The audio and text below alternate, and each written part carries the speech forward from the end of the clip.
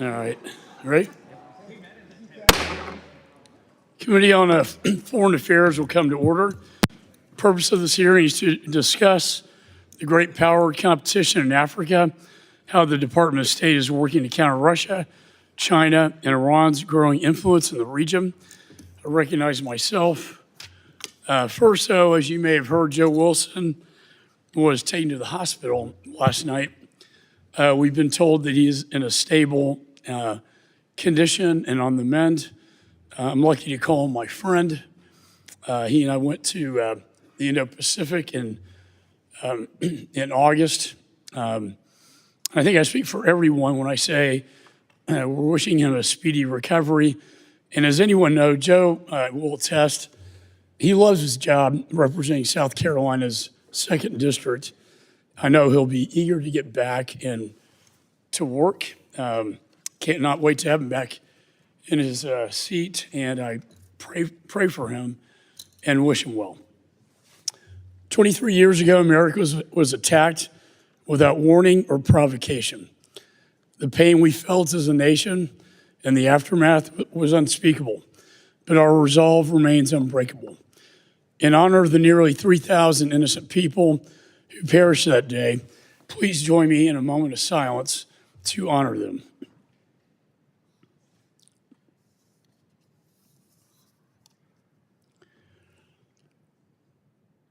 Two days ago, I released my report on the failed Afghanistan withdrawal. This report outlines the systemic failures of the Biden-Harris administration's ill-fated decisions leading to the deadly and chaotic neo from Afghanistan. Undersecretary Bass, I want to say thank you for the role you played during that, and I appreciate you being here today.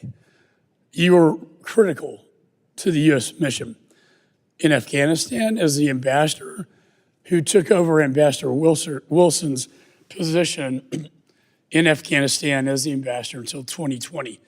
And I know that wasn't easy, what you were thrown into. In fact, you were the last Senate-confirmed ambassador to the country. You were asked to return to Afghanistan for the NEO with only 24 to 48 hours notice, after the Biden-Harris administration failed to order an evacuation until the Taliban overran Kabul. It's shameful to me that the NSC only spoke to you on Afghanistan once before your return. That is a key reason why I've asked the National Security Advisor, Sullivan, to testify before this committee and will compel that if necessary. I've subpoenaed Secretary Blinken to come and testify next week, and will be moving for contempt should he fail to appear. There was no actionable plan. As Benjamin Franklin said, if you fail to prepare, you prepare to fail. Today, Afghanistan has returned to being a haven for terrorists and extremists. Meanwhile, terrorism continues to flourish around the globe, especially in Africa. More than 20 African nations are actively suffering under consistent attacks from groups like ISIS, Boko Haram, Al-Shabaab, and Al-Qaeda. In addition to the expansion of terrorism, we find ourselves amid a great power competition. The failure of leadership from the Biden-Harris administration has led to a world in chaos and a rise in adversaries around the globe, none more threatening than China. And the African continent is ground zero for the CCP with its manipulative Belt and Road Initiative, crippling debt trap diplomacy. Keep in mind, many CCP-funded projects are dual use and can be used by China's military, including potential naval bases in strategic locations, such as their port in Djibouti. Meanwhile, Putin continues to profit off the backs of Africans to finance his invasion of Ukraine and expand military partnerships at the expense of America, like in Niger. Putin has also used mercenaries throughout Africa, fostering instability around the continent. In this global power struggle, a key component of our diplomatic efforts must be to deepen and establish partnerships in African countries especially through the Development Finance Corporation. I was pleased this committee could pass a bipartisan reauthorization to strengthen the DFC, and I hope our colleagues in the Senate can do the same. It's absolutely critical. This committee also ensured the extension of PEPFAR, a 20-year success story. President of Botswana personally told me that PEPFAR saved a generation. I was also pleased the committee passed my bipartisan International Conservation Foundation Act, which prioritizes conservation efforts through public-private partnerships to help us counter China and Russia. And also, I'm sure you would agree to ensure the success of these and related efforts, we need to have our embassies fully staffed and ensure our FSOs are fully paid. America's soft power is key to fostering freedom while also preventing the spread of authoritarianism around the globe. So with that, the chair now recognizes the ranking member, gentleman from New York, Mr. Meeks. Thank you, Mr. Chairman, and I too want to join in praying for our friend Joe Wilson, who I've known and talked with on a frequent basis. In fact, my family comes from South Carolina. In fact, he represents many of my family in Rock Hill, South Carolina. We talk about that all the time, and he's one that I do work with very closely on this committee and wish him a speedy, speedy recovery. And I also want to acknowledge those that lost their lives on this day, some 23 years ago. Being a New Yorker and watching those Twin Towers come down is still today as devastating to me as it was on that day. And to see this morning as the bells were rang and to see the grandchildren of many of those that were killed who would not have ever the opportunity to see their grandparents or their parents or their spouses or their cousins or their uncles or their aunts because of the actions of a terrorist group and their attack and the loss of lives of the men and women of the New York Fire Department, the courage that they had in going in and trying to get as many people out of that building as they possibly could. They were heroes and sheroes trying to get people out and save their lives. Likewise, I know from the ceremony yesterday, those men, those 13 that lost their life, trying to get people out. And those that were successful, because we did get 120,000 people out. We cherish them. They're heroes. They're sheroes. And we work together. I'm a little bit shocked that at this committee we are now looking to subpoena Secretary Blinken, who've testified here many a times. And as I put out my response to the report of the chairman that put out, what clearly is political. I mean, I don't think it's accidental that we're talking about it now, especially on the heels of the debate. Fact of the matter, I think, listening to the president last night, the former president, maybe we should be subpoenaing Mr. Abdul, who he met with at Camp David. Maybe we get some more information about what took place and why he gave in to the Taliban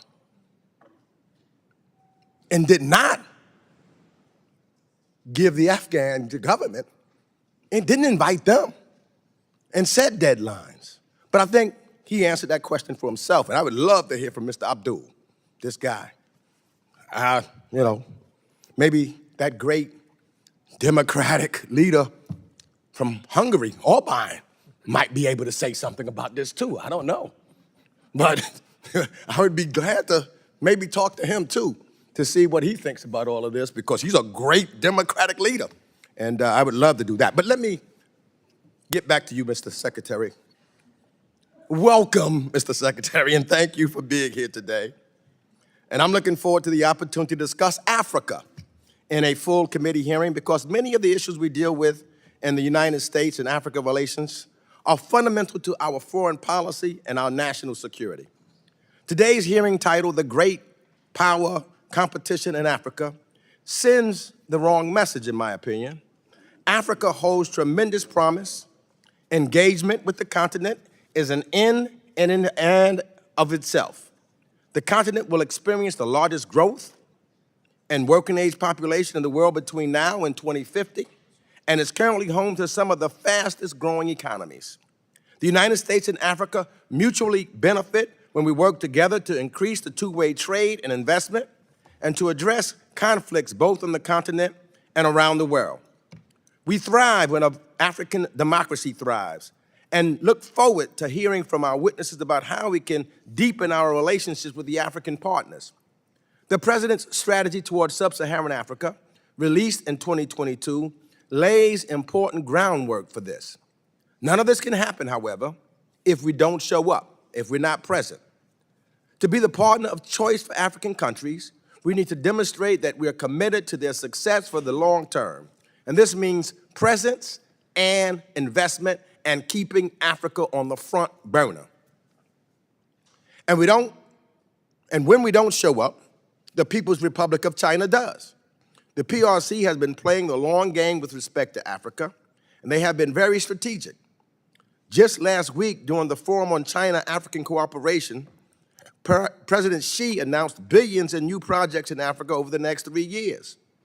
But we know that Beijing uses its presence, its diplomacy, and the Belt and Road Initiative in Africa to extract natural resources and harm the environment, lower labor standards, gain a security foothold, and create influence for political leverage.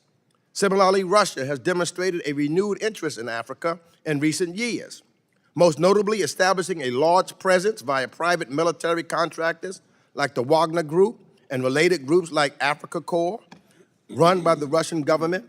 And Moscow exploits insecurity in African countries and strokes mistrust of democratic institutions through sophisticated information influence operations.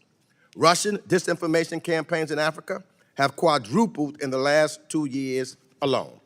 And so I'm gonna stop there. We can go on, but I just want to thank you, Mr. Bass, for you, as well as NSC, Mr. Sullivan, Mr. Blinken, what y'all have done, and the diplomacy. And I look forward to hearing your words and concerns. I left out Sudan. I want to talk about that and make sure that comes up also.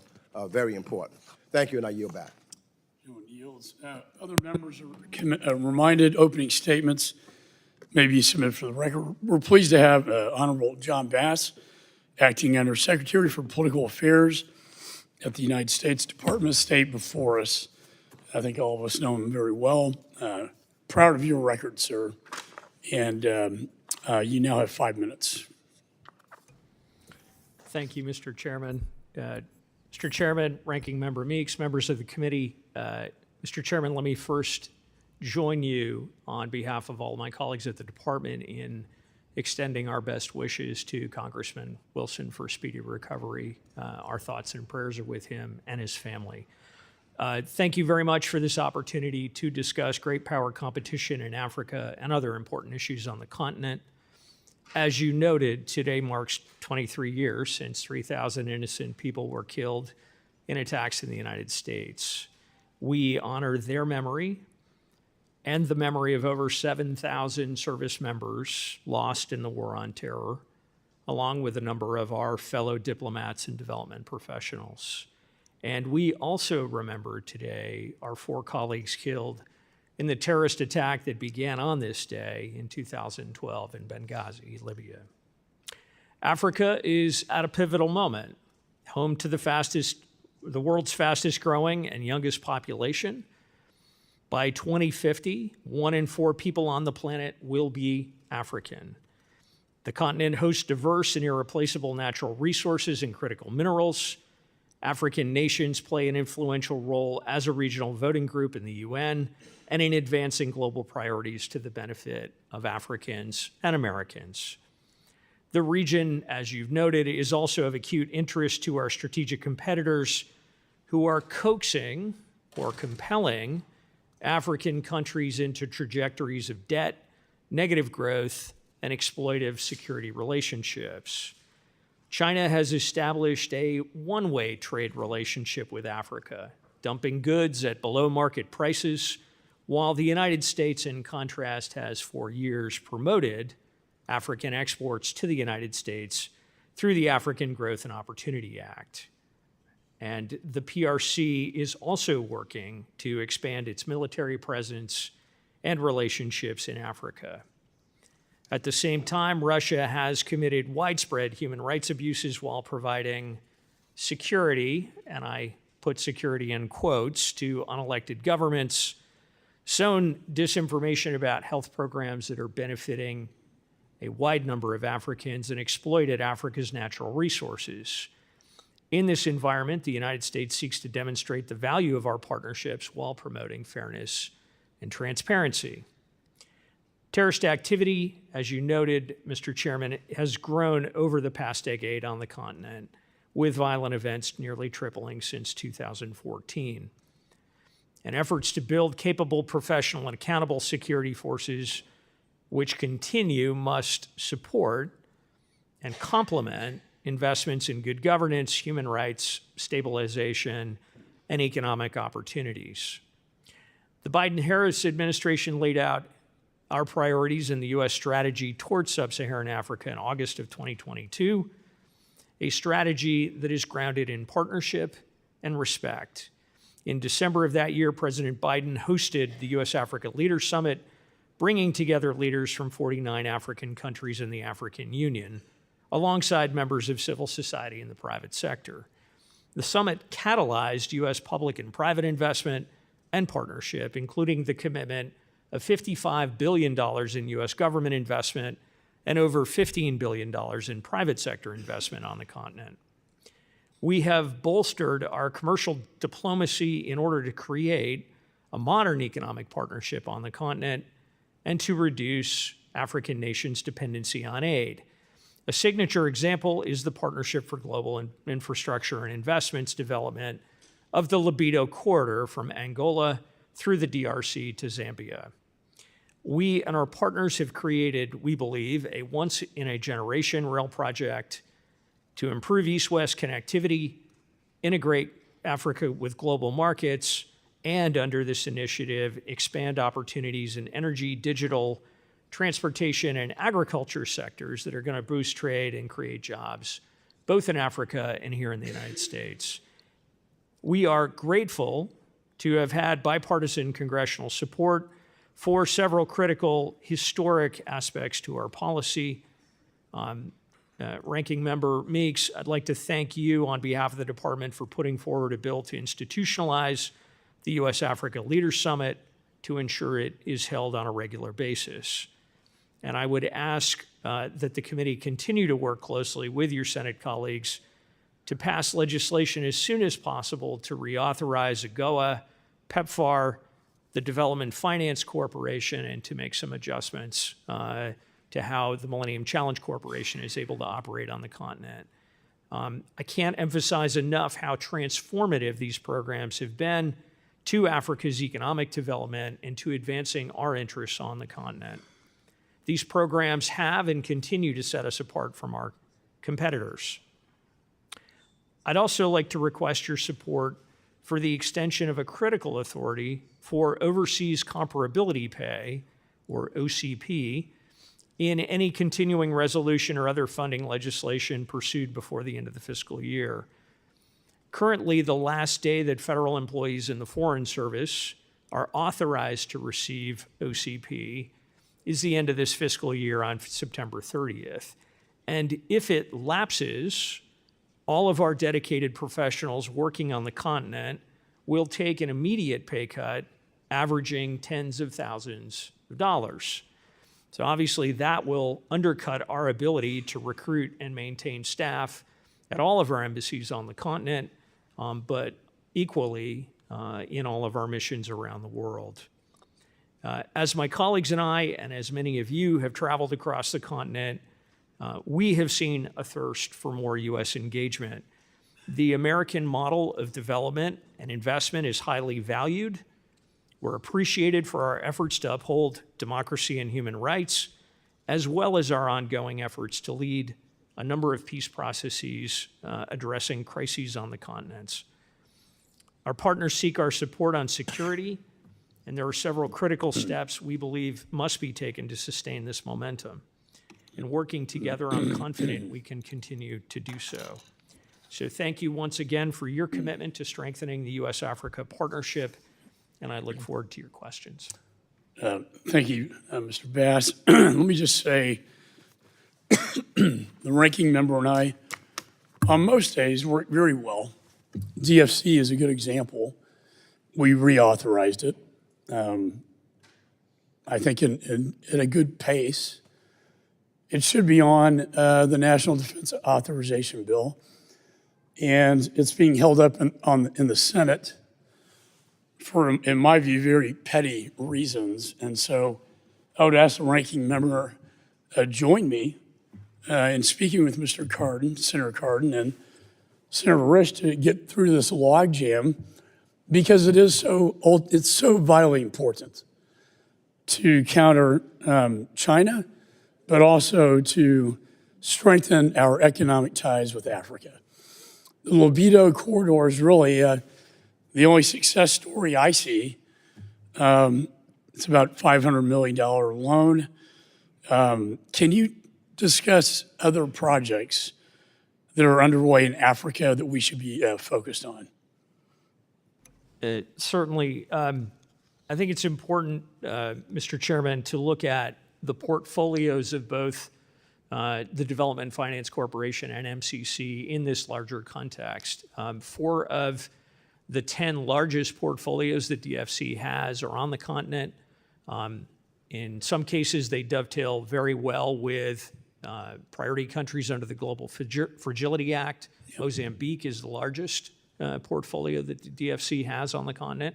And that's not by accident. That is part of using all of our tools to try to get at the most compelling challenges and take advantage of the opportunities to build out African-led, African-owned growth and development through the private sector. Similarly, most of the largest MCC compacts are on the continent, right. And that certainly is not by accident. And I think the MCC will pass in the National Defense Authorization. If our equity fix is accomplished, it will double the amount of financing, and I think it will be a big difference. I'm also looking forward to seeing the implementation of our conservation bill, which we're very excited to join our philanthropists in a 2 private, 1 government match. It's rare you see something like that in Congress, seeing the private sector stepping up to the plate like that. Mr. Meeks and I were in AFRICOM in the summer, and one disturbing trend, excuse my voice, I came back from the Indo-Pacific and I don't know what I caught, but it's not fun. But one disturbing trend I saw was the Al-Shabaab and the Houthi rebels forging an alliance, taking an Iranian proxy from that region in the Middle East directly into the African continent. Obviously, in a terrorism alliance, as we speak on 9/11, does that concern you? Short answer is yes, very much so. And it's one of the probably most compelling examples of why we are so focused on trying to bring the conflict between Israel and Hamas to an early conclusion because of all of the unpredictable ripple effects we're seeing. If you contrast the Houthis a year ago, as problematic as they were, with their appetite and desire today to be playing a much larger role in the region in profoundly destabilizing way, it's very concerning to us. We're really focused first and foremost on tracking specific threats, and be happy to update you in a classified setting. Secondly, very focused on working with our colleagues in the European Union and with other governments on the post-ATMIS transition in Somalia to ensure we can continue to provide key support and enabling elements to allow the Somali security forces to continue to hold their ground and not create conditions that would allow al-Shabaab to resurge and take a more commanding position throughout Somalia. Thank you. Lastly, I just want to again say thank you for your brave efforts in Afghanistan. As I read the report, and I know some believe it's political, I see it as historic. A lot of what's in that report is the direct testimonies from people like yourself, sir, and I read your testimony. Being put in the position you're in, I know is very difficult. One of the goals I want to achieve is not to engage in a partisan blame exercise, but rather try to fix problems, many of which stemmed, in my judgment, from the NEO or lack thereof of a plan to evacuate on a timely basis. It was very clear when you came onto the scene with Ambassador Wilson, there was a lot of confusion as to who was in charge, what the duties were, clearly defined responsibilities. And it seems to me that Congress, and I look forward to working, I know Mr. Meeks will engage with me in a bipartisan measure, and I even talked to the Secretary as well, who is very willing to work with us on fixing that whole process through legislation.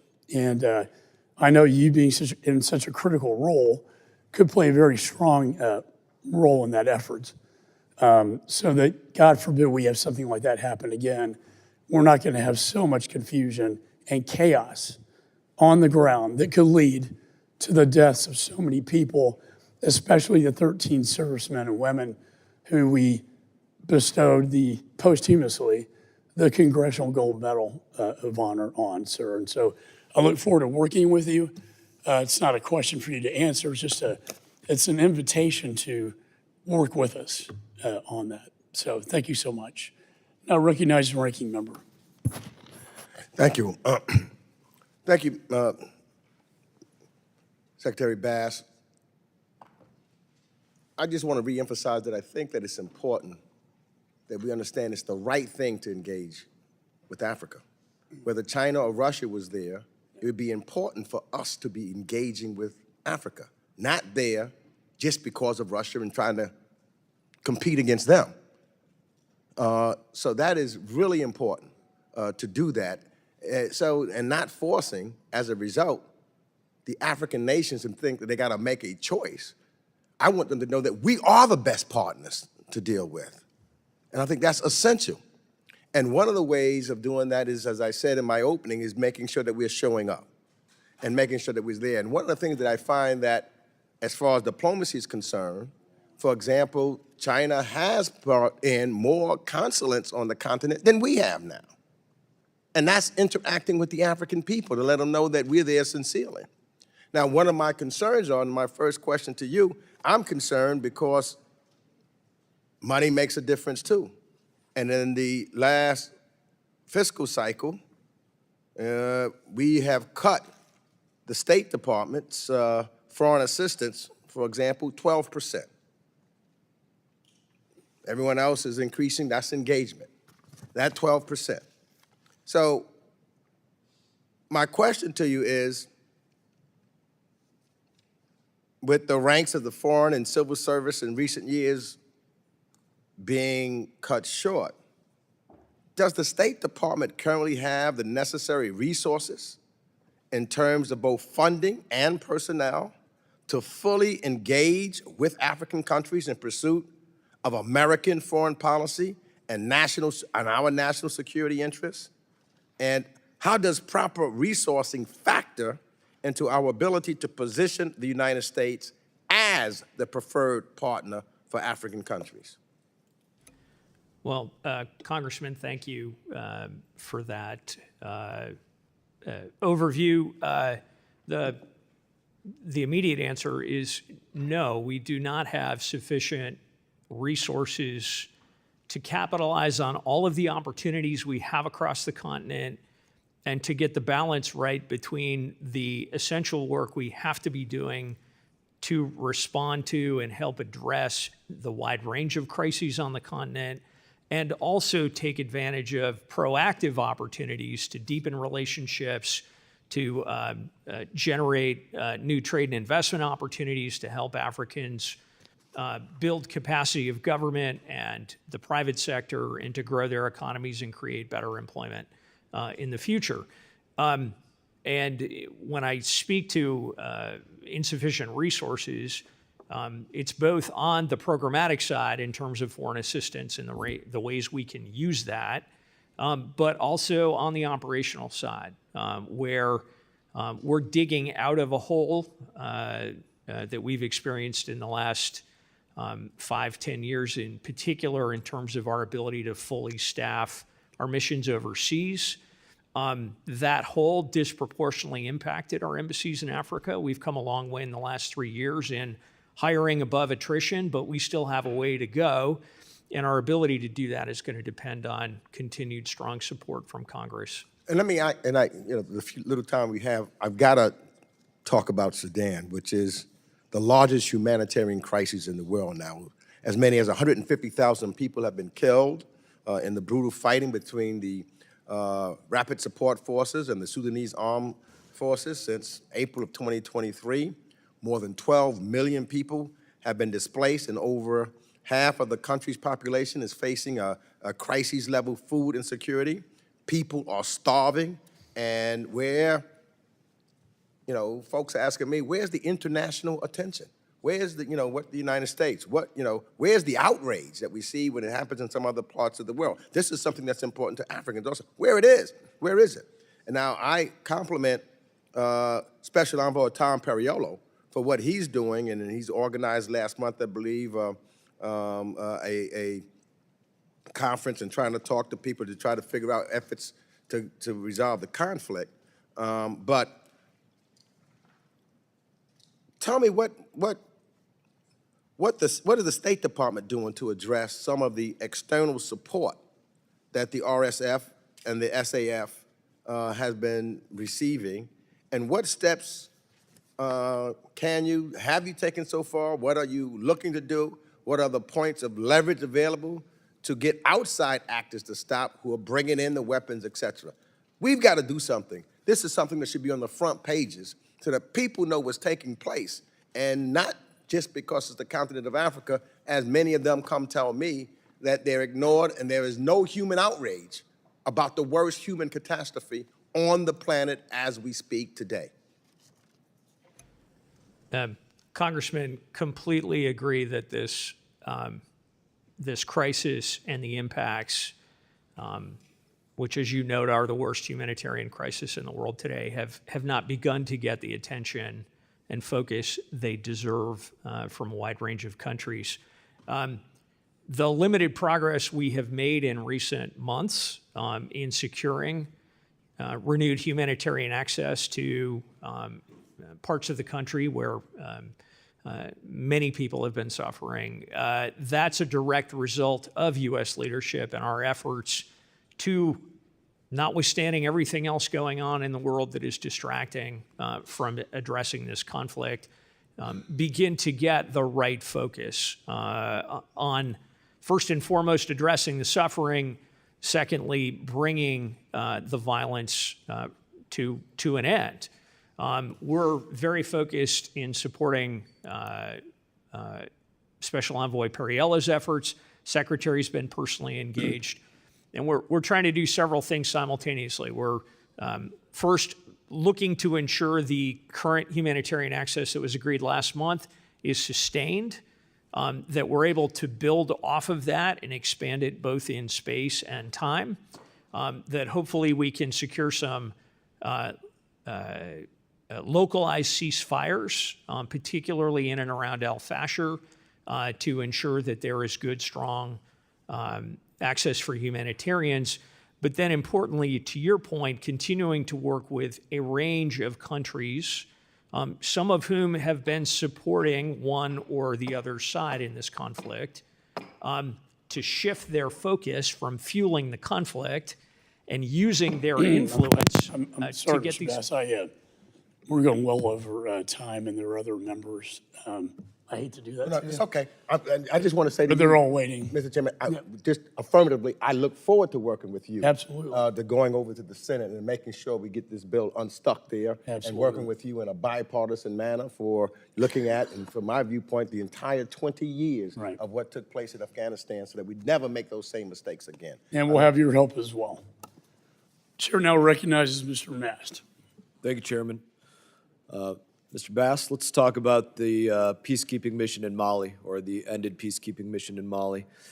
I want to start with just trying to understand a few points. I know that there was, over a period of time, I don't know what period, I'd love for you to expand on it, somewhere to the range of 100 tons of weaponry moved into Mali to support this. Was that a quick dump of ordnance and bullets? Was it rifles? Was it armor? What was that, and how soon, how recently before that mission was ended did that take place? Congressman, are you referring to support for the UN peacekeeping mission in Mali? Yes, I think that's what I said. I just wanted to clarify because there have been a couple of different missions. I don't have the specifics on that particular provision of equipment. My recollection is that we were intent on ensuring that as the mission was phasing down and withdrawing, they had what they needed to be able to responsibly consolidate and leave safely before the mission ended. I don't know that that exactly makes sense. Maybe you could expand on that. Before they were leaving, you wanted to make sure that we put more lethal items into there, and let's layer one more thing on top of this. I'm trying to make sure that's what you're saying. Before we were leaving, we wanted to make sure there was enough lethal items in there, but now you're requesting from us an additional $141 million for the purposes of withdrawal to help get the more stuff that we put in there out of there? Help me understand this, because it's not adding up to me. So broadly speaking, my recollection is that we. How about specifically speaking? I'm afraid I don't have specifics on that You're at historical the highest piece at level this of time. U.S. government. We expect specifics. I'd be happy to come back to you with more specifics, sir. I'll let you expand right now, though. Let's go.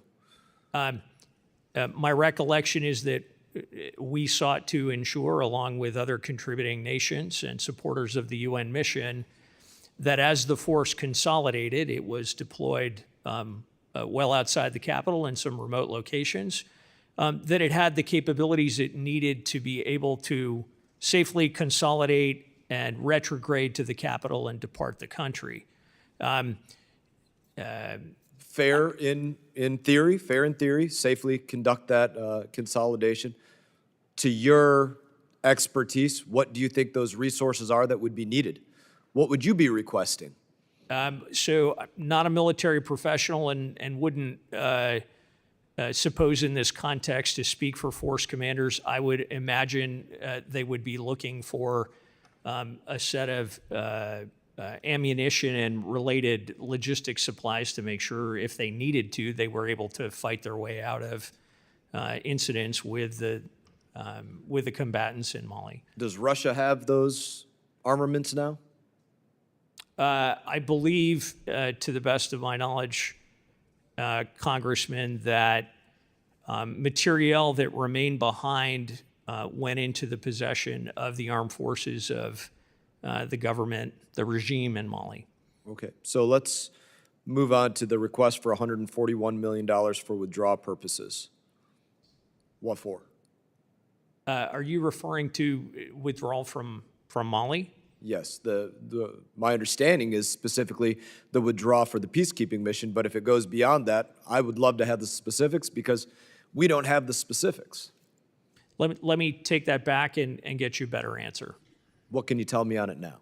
And then I'd be happy to hear the more that you can tell me on it, but I'd love to know what you know about it now. So I'm not sure in this moment what aspect of that $140 million request is specific to Mali or specific to our support for the transition, for example, of the peacekeeping mission in Somalia, or I'll read it to you specifically as I see it. The FY24 CBJ requested $141 million for withdrawal purposes from MINUSMA, or however you pronounce the acronym correctly, obviously, which was established back in 2013. So we're at the tail end of it. That's what was requested. So what can you say you know about that $141 million requested in the 2024 request by CBJ? I'll have to get back to you with more specifics. It may be that this is part of balancing the books for the mission as it. What does that mean, balancing the books for the mission? That means as the UN winds down this mission and closes it out formally, that it's accounted for what the mission actually cost as opposed to what it was projected to cost. Thank you, Chairman. Thank you, Mr. Bass. The chair now recognizes Mr. Sherman from California. I'd like to respond to the chairman's opening statement on Afghanistan for just a minute. Obama accomplished something in Afghanistan. We got bin Laden. Biden accomplished something in Afghanistan. We accomplished the withdrawal that by then all Americans wanted, and the most impressive evacuation in terms of the number of people evacuated that perhaps the world had ever seen. We lost 13 of our bravest and most sacred lives. But what did Trump accomplish? He surrendered to the Taliban. Yes, there's a little bit of gloss in the documents about vague, unenforceable statements about working with the Afghan government. He signed a surrender document. Now, under that document, the Taliban's obligated not to serve as a base for terrorism. Well, every country has that obligation anyway. So it was a pure surrender document. And we lost 61 of our soldiers there, and 57 of those coffins came back to America for a dignified transfer that President Trump chose not to attend. So we fought and died and spent tens of billions of dollars and transferred equipment from 2017, 18, 19, and 20 and accomplished absolutely nothing. Now, I want to thank the chair for holding this hearing on Africa because though if you look at the media, you would think that the only things going on in the world are Ukraine and Gaza, when in fact the greatest humanitarian difficulties, the greatest tragedies are taking place in Africa. First, in Ethiopia, we saw 600,000 Tigrayans die, 1.5 million displaced. The humanitarian relief fund is only 4% funded. Mr. Secretary, when Secretary Blinken was here last, he committed that of the $9 billion, mostly unearmarked humanitarian dollars that Congress provided in the April supplemental, that some would be spent in Ethiopia. I'll ask you to respond for the record exactly, or at least with greater detail, how that money or some of that money will be spent and how much will be spent in Ethiopia. In Sudan, as the ranking member pointed out, this is the greatest humanitarian tragedy occurring right now. Perhaps 150,000 people have died, 15,000 in just one city in Darfur. And I would hope that you would respond for the record as to what our plans are to deal with that terrible war. But I want to focus your attention now on Eritrea, which the dictator there, Afwerki, has carried on attacks in Tigray in northern Ethiopia and has created a government that is properly referred to as the North Korean of Africa. I met recently with Mr. Badroui, one of the leaders of the opposition, and I wonder whether the State Department will work with those around the world who are working for democracy in Eritrea and a government that can be a positive influence on the world. Thank you, Congressman. With regard to Eritrea, as you note, it has a long record of repression, monolithic government, largely since independence, and has been largely impervious to our and other allies and partners' efforts to open up society and change the character of that I would regime. hope that we would be meeting with the opposition and funding the opposition, because the people of Eritrea will not have freedom, and its neighbors will not have peace until we see a democratic government there. What are we doing to prevent Eritrea from collecting this diaspora tax, particularly on those who aren't even citizens of Eritrea but may have come from there? I'd like to get back to you with a more specific answer on that particular aspect of our policy. I can assure you that we continue to actively engage the government to the best of our ability. It is limited in addressing a number of our concerns, including political repression and the lack of space for political opposition. And finally, this is 9/11, when we're hit with Islamist terrorism. What can Congress do to support our anti-terrorist efforts in Africa and particularly the Sahel? So I would say continue to both strongly fund our anti-terrorism account that enables us to help African nations build their capacity, but also to continue to invest in our economic growth and opportunity programs and to fund our exchange programs, because we have to be addressing the root causes that are driving so many young Africans, whether by ideology or by a lack of an alternative, to take a paycheck from, whether it's Al-Shabaab or Boko Haram or ISIS in the Sahel. Thank you. Thank you, Mr. Chairman. The chairman now recognizes Ms. Kim from California. Thank you, Chairman, and I want to thank Ranking Member Mix for holding today's hearing. Before I begin, I also want to convey my, speedy recovery to our colleague, Congressman Joe Wilson, and we look forward to having him back joining us. And thank you, Undersecretary Bass, for joining us at our hearing today.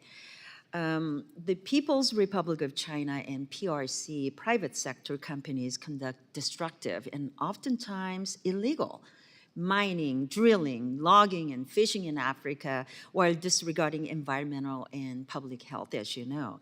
So I introduced the Stopping PRC Environmental Exploitation and Degradation Act, or SPEED Act, to hold the PRC accountable for its deliberate environmental degradation and harm African communities. But despite these coercive and exploitative nature of these investments, PRC investment in Africa is growing. So how is the State Department working to inform African governments that the PRC's approach to engagement on the continent is transactional and unsustainable? So thank you, Congresswoman, for completely agree with you about the predatory nature of so much of the PRC's activities on the continent.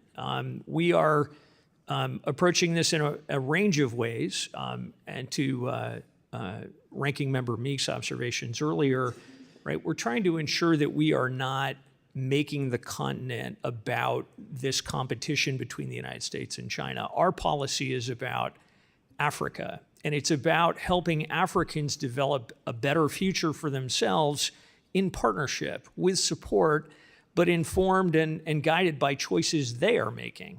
And so we, in the process of trying to offer a better offer, point out the many ways in which. So what ways do you think we're doing? Do you think we're doing enough currently to better partner for, like African nations to counter PRC's growing influence? How are we doing it? Can you give some specific examples? Sure. I don't think we're doing enough in that we're dealing with an enormous flood of disinformation and misinformation from the PRC and Russia. So supporting our efforts through the Global Engagement Center and other activities we have in the department and in the executive branch to deal with misinformation is a critical piece of this.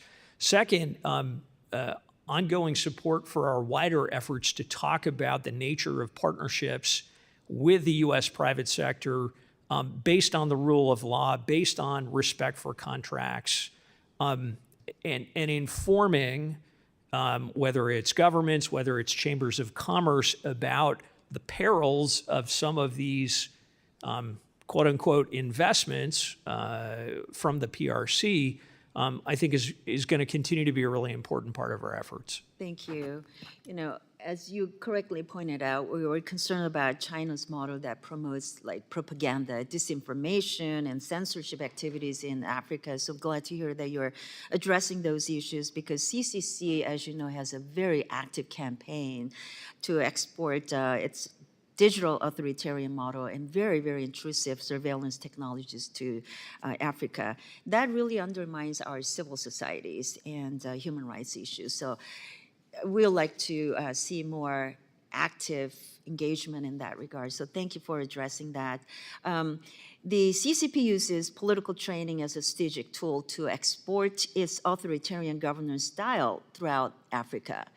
The CCP funds political schools in Tanzania, Ethiopia, and South Africa, among others, which emphasize Chinese governance and economic models.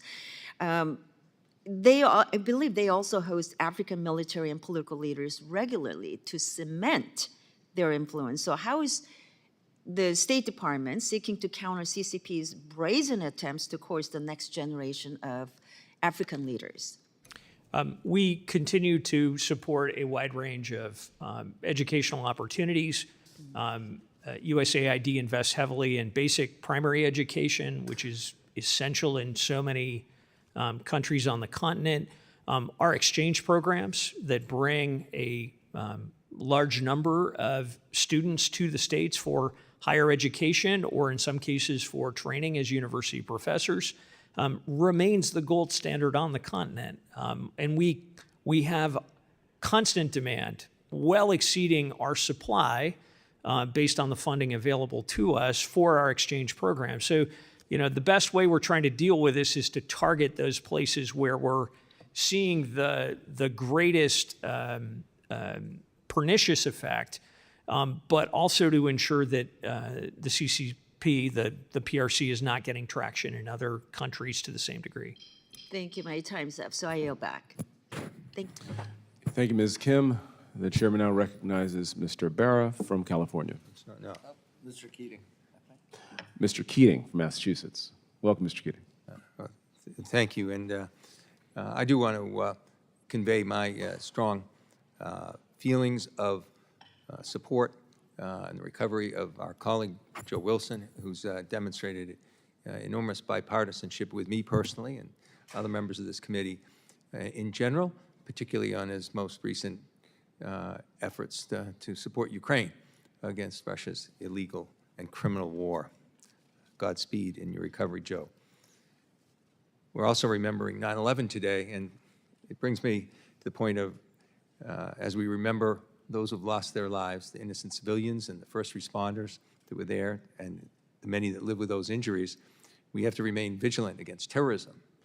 And the U.S. intelligence community, among others, has labeled Africa as the center of gravity in Sunni global jihad, and particularly talking about the Sahel, not just with al-Shabaab, but also with Islamic State affiliates in Mozambique and the Democratic Republic of the Congo, and those threats, and the importance of working with our European partners on that effort in Africa as well has been emphasized. So I have a question. It seems that Hungary, under Viktor Orban, is freelancing with this European effort, particularly in Chad. Last November, deploying 200 of his own military there. And also the mystery that surrounds Viktor Orban's son, Gaspar Orban.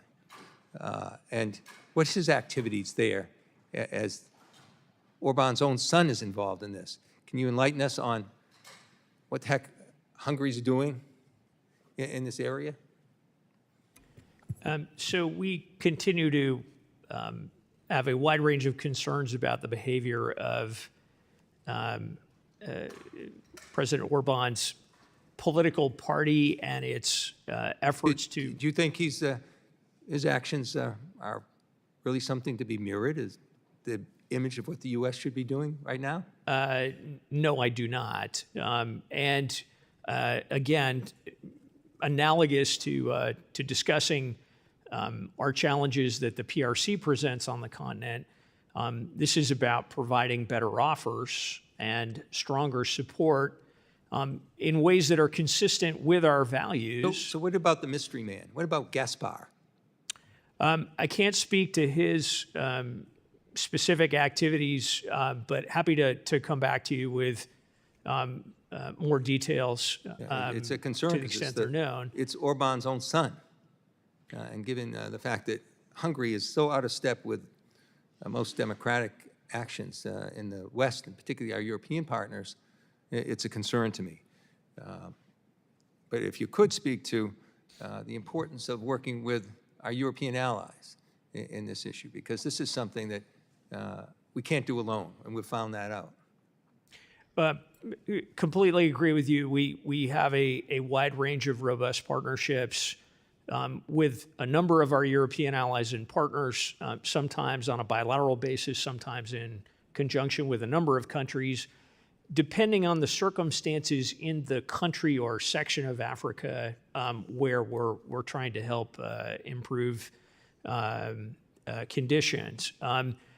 That partnership starts with ensuring that we have robust information sharing about threats emanating from the continent that may impact our homeland or those of our allies and partners in Europe, to make sure we're sharing that information, we're dealing with those challenges, and hopefully, to the best of our ability, preventing people from getting off the continent. Absolutely, because the Islamic terrorists continue to try and reconfigure themselves and move forward, and that information is extremely important because we saw the importance of information sharing and terrorist activities with the Taylor Swift concert threat that was there as well. So we're seeing these things come closer to home. I don't think perhaps we're at this stage yet, but if this continues to grow, this could be a homeland threat, do you think? We continue to see some of the groups operating on the continent. By and large, they are focused on the continent itself, but we're very attuned to any indications of aspirations or plans to conduct attacks beyond specific geography on the continent in the United States or in Europe, and we work very closely with our counterparts in those countries to ensure those attacks do not move forward. Well, our alliances are important. Thank you very much, and I yield back. Thank you. So limited time is concluded. I now recognize myself for as much time as I may consume. The short answer is the administration doesn't care. We see it in the fact that there are more foreign commercial service officers in Paris than there are in the entirety of Africa. The Chinese commercial attachés outnumber U.S. 15-1. We see it in the fact that you've said yourself, you do not have adequate funding to accomplish your mission. You don't have the adequate bodies to accomplish your mission. And just today, on September 11th, the anniversary of one of the most heinous terror attack in our lifetimes, today, as reported in Wall Street Journal, that U.S. forces try to regroup as al-Qaeda and Islamic State sow terror in West Africa. Hope is not a method. Hope is not a plan. It is not good enough. Continuing to offer lip service to what's going on in the African continent is not good enough. As chairman of the Subcommittee on Africa, I've conducted 9 hearings and proposed multiple bills that aim to close the growing gap between America's waning influence on the continent and our adversaries, a gap that's widened even further under the Biden-Harris administration, which promises to be all in on Africa. What a disappointment. Africa contains immense demographic and economic potential that we are ceding in the great power competition because of this administration's dismissal of realpolitik in favor of ideological colonialism. Now, the Sahel is in complete state of free fall. And I fear as the farther we get away from September 11th, the closer we get to September 10th, we are making the same mistakes we made decades ago with taking our eyes off the ball in Africa. What's going on in the Sahel particularly with how it affects West Africa, is there are many places in West Africa that are closer to the United States of America than Europe. We need to pull our heads out of our backsides and in this administration really focus on what needs to happen to fix this situation with ruling juntas and Islamic extremists, an ever-increasing amount of Russian mercenaries running unchecked from the Red Sea to the Atlantic. China continues to export its model of party over state authoritarianism, governance across the continent, and continues to pursue an Atlantic Ocean military base.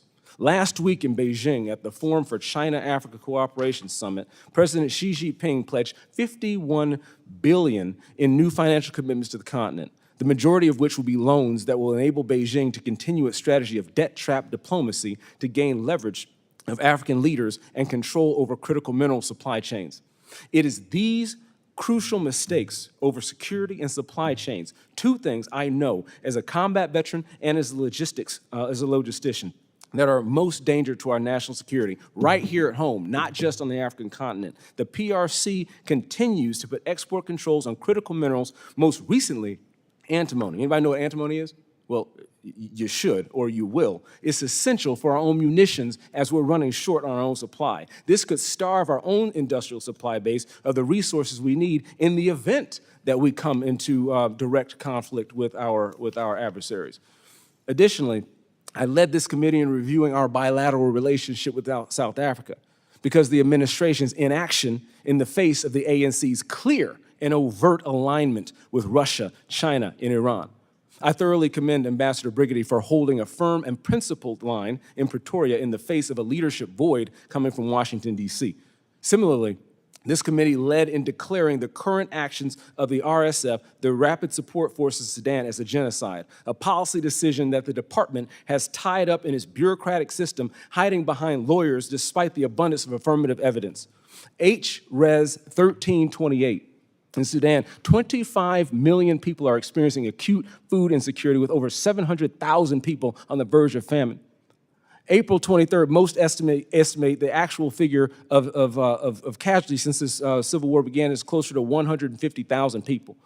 As the war continues to unfold, an abundance of evidence points to a genocide being committed by the RSF forces against the Mas elite and likely against other non-Arab ethnic communities as well. You know what that sounds like? Black people. My resolution formally declares that the atrocities committed by the RSF and allied militias are acts of genocide.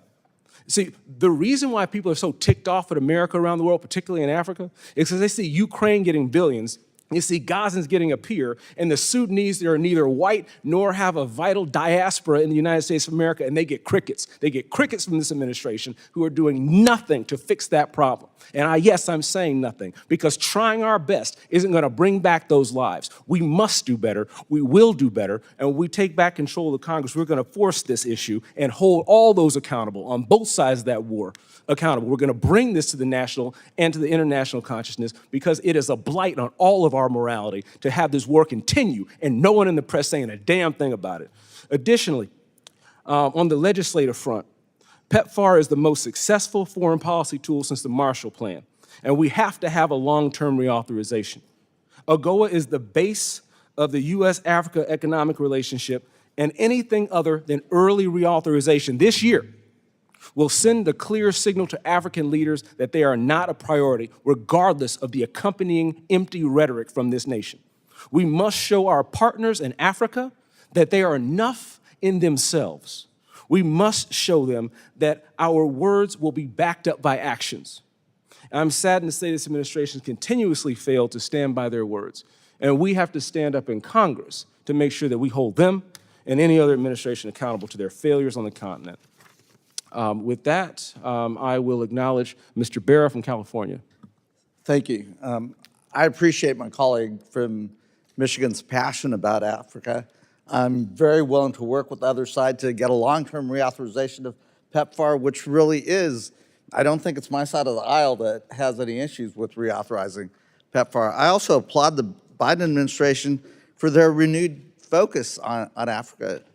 President Biden organized the first U.S.-Africa Leaders Summit since 2014, committing $55 billion through 2025.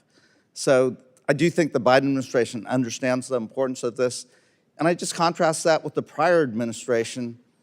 I don't like using this language, but President Trump talked about African countries as shithole countries. That is not how we talk about the importance of Africa.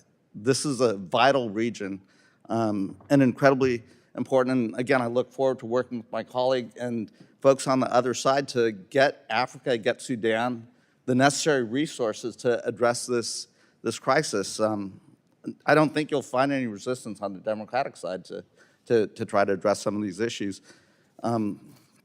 Secretary Bass, thank you for your service, and thank you for talking about the career foreign service officers and the importance of what they do. I'm very concerned that we are losing ground in Africa, not because of lack of regard, but when I look at surveys of Africa, China now is more popular than the United States. And when I think about how China approaches the continent, I think the number I've heard is for every dollar that they provide in investment, they saddle many of these low and middle income countries with $9 of debt. I was in Kenya last summer, saw a beautiful train from Nairobi to Mombasa. I had never actually saw any trains on there, and I don't think anyone's using that train, but they're now saddled with a real challenge. I applaud you for emphasizing the importance of reauthorizing the DFC and certainly plussing up that budget. You've touched on some of the challenges that my colleague talked about Mali. Some of the Russian disinformation that has led to the French troops being kicked out of Mali.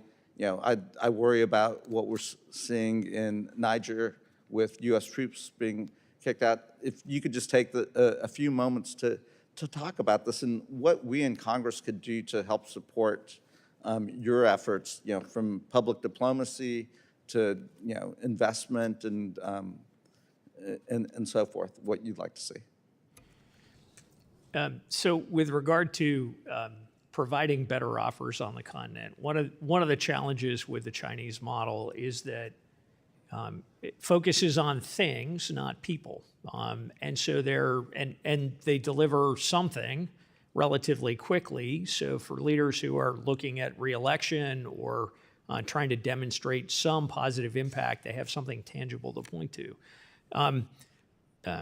However, after a not very long period of time, right, there tends to be buyer's remorse with that model. And so what we are seeking to do, with help from this committee on a bipartisan basis, is to continue investing in and expanding those programs that provide that better alternative through developing local capacity, through improving Africans' ability to make their own choices, and set up their own businesses that grow their economy. We're going to need, I think, in the years to come, to be able to make substantial additional investments in helping agriculture on the continent adapt to an evolving climate. And this year, we've put $150 million against the VAX initiative, the Vision for Adapted Crops and Soil. That is resonating in an enormous way on the continent because it is responsive to their immediate needs. So programs like that deal with the rural economy are quite important. I would love to work with you on getting educational resources, getting universities into Africa. We've had conversations, with Ambassador Whitman and thinking about how we could, we'd love to bring those students to the United States, but we could also work, in an education city type of model to build a campus in East Africa and Kenya, potentially a West African campus, and to educate the young people to build capacity and to use that soft power. So would love to work with you on that. Be happy to explore that with you. Great. Well, thank you. I hope whataboutism about some expletives from President Trump from 4 years ago helps my colleagues sleep at night while there's a genocide going on in Sudan. But right now, what this presidential administration is doing is failing to request in a budget for the Global Fragility Act what Congress has already authorized. Actions speak louder than words, and we expect more in actions out of this administration. The chairman now recognizes Mr. Davison from Ohio. Thank you. Thank you. I appreciate this hearing, and to our subcommittee chairman for the Africa Subcommittee, Congressman James from Michigan. I really appreciate the work and getting this hearing set up. So it's an important area for American foreign policy, and we're at risk of being outmaneuvered, frankly, in particular by China's Belt and Road Initiative, but in part by the Biden administration, because they continue to put their own hyper-partisan agenda ahead of America's national interest. And I tried to highlight this as we were reauthorizing the Developmental Finance Corporation, which has laudable goals and important things to accomplish in Africa, among other places. But while we use EV mandates, IRA subsidies to push battery technology at breakneck speed, it's becoming clearer by the day that we risk national security by allowing all the critical resources to come mostly from Africa and processed through China without any recourse to developing the supply chain at home. And instead of addressing these things, a lot of times the Development Finance Corporation and frankly our own State Department's more interested in about Pride Month agendas and whether women can abort their babies in countries where we have critical risks. So, sir, I just wonder what your take is on the lack of focus and how well we're doing in terms of focus on accomplishing what we should be in Africa. So, Congressman, I'd say we are quite focused on the challenges, particularly in ensuring we are able to compete effectively in gaining access to critical minerals for the new high ground in our economy and in the global economy in the coming years. The administration's put enormous effort into developing critical minerals partnerships with a wide range of countries that allow them to develop. Okay, specifically, who are they developing with? I mean, DRC, things don't seem to be going well there. What are they doing there in particular? And what are they doing, if that's not going well, to supplement it with some others? Well, with the Libido Corridor, we're creating opportunities for the DRC to have a choice, and there's an enormous amount of interest in seeing development for those critical minerals in the southern DRC be able to go out through Angola to markets other than China, and in partnerships that are going to be longer term and to the benefit of the DRC as opposed to primarily benefiting the People's Republic of China. All right, Secretary Bass, what were the warning signs in the State Department and the Department of Defense, to the extent you know about their take about forced deployment in Niger? You know, under this administration,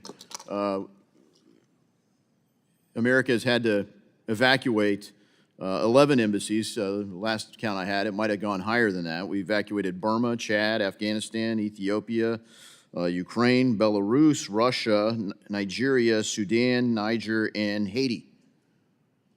Is that a comprehensive list? But let's talk about Niger. What were the warning signs?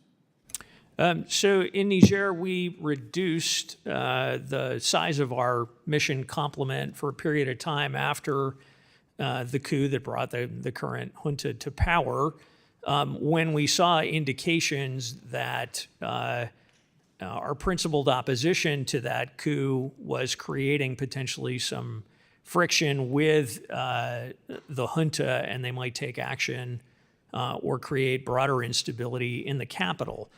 We've since returned all of our diplomats and development professionals that were temporarily taken out back to the country. They're back on the job advocating and advancing the nation's interests there. And that's been the case in most of the other places where we temporarily reduced our footprint depending on the circumstances. That's one of our principal tools for mitigating risk and managing risk around the world to enable us to continue to be present in dangerous and dynamic environments. Well, I find two common themes under this administration, and I thank you for your long career of service. You've served under Republican and Democrat administrations, and as a career State Department employee, you know, I don't expect you to engage in necessarily the partisan behavior, but what I see the agenda consistently left of center for the State Department, regardless of who becomes president or who becomes secretary. And I see weakness under this administration. That's certainly a common theme, and it's experienced all over the world, and it's being exploited. And I also see an administration that is focused on DEI ideology, kind of far left political agendas, instead of our own national security agenda. So I hope you can help correct that. I yield back. Thank you. The chairman now recognizes Ms. Kamlager Dove from California. Thank you, Mr. Chair, and I thank you for Honorable Bass for showing up today. This is a long time coming. I think this is the first full hearing we've had on Africa since Congress began. Woefully inadequate, but here we are. I want to start by discussing the most urgent crisis on the continent, which is the conflict in Sudan. And the ability to be a force for peace and stability in Africa makes the United States a more influential actor and a desirable partner than strategic competitors like Russia, who unfortunately have been able to run the table on the continent because the prior administration had a zero Africa policy. Unfortunately, we are failing in Sudan, where it took over a year to appoint a special envoy to manage the U.S. response to the conflict. And the shortage of high-level attention to the largest humanitarian crisis in the world does not go unnoticed by African partners that we are encouraging to turn away from Russia and China. And in fact, they hosted not long ago a 3-day forum on the continent, really trying to take advantage of the space that we left because of the zero policy from the prior administration. So last month, I led a letter with 50 of my colleagues urging the administration to use the momentum from the U.S.-led peace talks convened in July to prioritize the scaling up of humanitarian aid into Sudan. And Mr. Chairman, I request unanimous consent to submit that letter for the record. Thank you so much. Acting Undersecretary Bass, how is the U.S. planning to increase the cost to the two warring parties of waging this conflict? Congresswoman, thank you for, again, flagging the enormous challenges in Sudan. We are working on several fronts to try to bring the conflict to a close, including by increasing pressure on both parties to the conflict. We're partly working with some of their patron countries, the countries that have been supporting one side or the other with weapons, with material, et cetera. In recent months, and I think you see this as an outflow of the diplomacy last month in Switzerland, successful diplomacy, some of those patrons are realizing that this conflict is expanding and taking on unpredictable dimensions, attracting even other countries such as Iran prospectively, and realizing that it is time to bring it to a close. We're also developing additional potential sanctions against leaders on both sides of the conflict. Should they continue to resist our efforts to bring the parties to the table and start talking through their differences instead of fighting. Well, that is a problem because the parties are not coming to the table. And sanctions only work if they have teeth associated with them. And if we've had embargoes in the past and they're still getting weapons into the country, I hope that you expand the discussions around sanctions to include those parties that are actually continuing to supply them the arms, because the deaths are going to continue as long as folks are able to obtain weaponry. So how is the U.S. planning to leverage the upcoming UN General Assembly to elevate this crisis? So we, to your point about sanctions, we have sanctioned a number of entities outside of Sudan, some of them in the UAE that have been involved in enabling the RSF in this case to evade the embargo that's been in place, and we continue to actively develop additional cases along those lines. With regard to the General Assembly, high-level week coming up in 2 weeks, we have a range of diplomacy underway now, consulting in capitals with a number of neighboring countries and countries that have influence over the parties.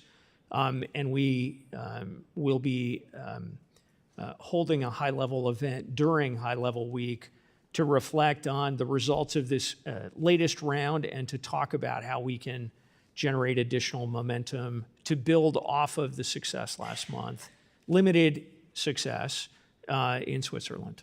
Well, you can't build on momentum if you're not talking about the issue, and the special envoy needs more support, needs more staff, needs more resources, and Blinken needs to be talking about this issue more.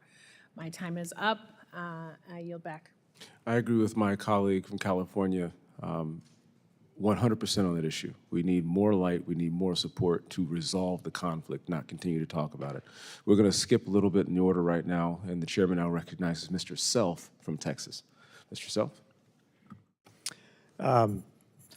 Thank you, Mr. Chairman. I hear a lot of talk about helping other people. I want to talk about U.S. national interests. I want to go back to something that Mr. Davidson opened the door to here, because when we look at China and critical minerals, I don't have the charts here with me, but when you look at the production of critical minerals, there's a diversity of countries. But when you get to the processing capability, it's almost exclusively China to 85% of the processing capability in the worldwide critical mineral area. China controls it, which makes our national interests are directly tied to China's processing of critical minerals. What is the State Department, first question is, what is the State Department's role when a U.S. company in, let's say, the Congo, DRC, sells to a China company? What would be the State Department role in that case? Have any role at all? Our role would simply be to ensure that that company is complying with U.S. law and providing information to domestic agencies here if we received inquiries from them or if things came to our attention that indicated they were outside U.S. law. That's what I thought. How does Congress help you strengthen our ability to hold on to the critical minerals that we have? Now, I understand. I would prefer to mine the critical minerals in the U.S., but the Biden administration has pretty much shut that down, bowing to the climate religion.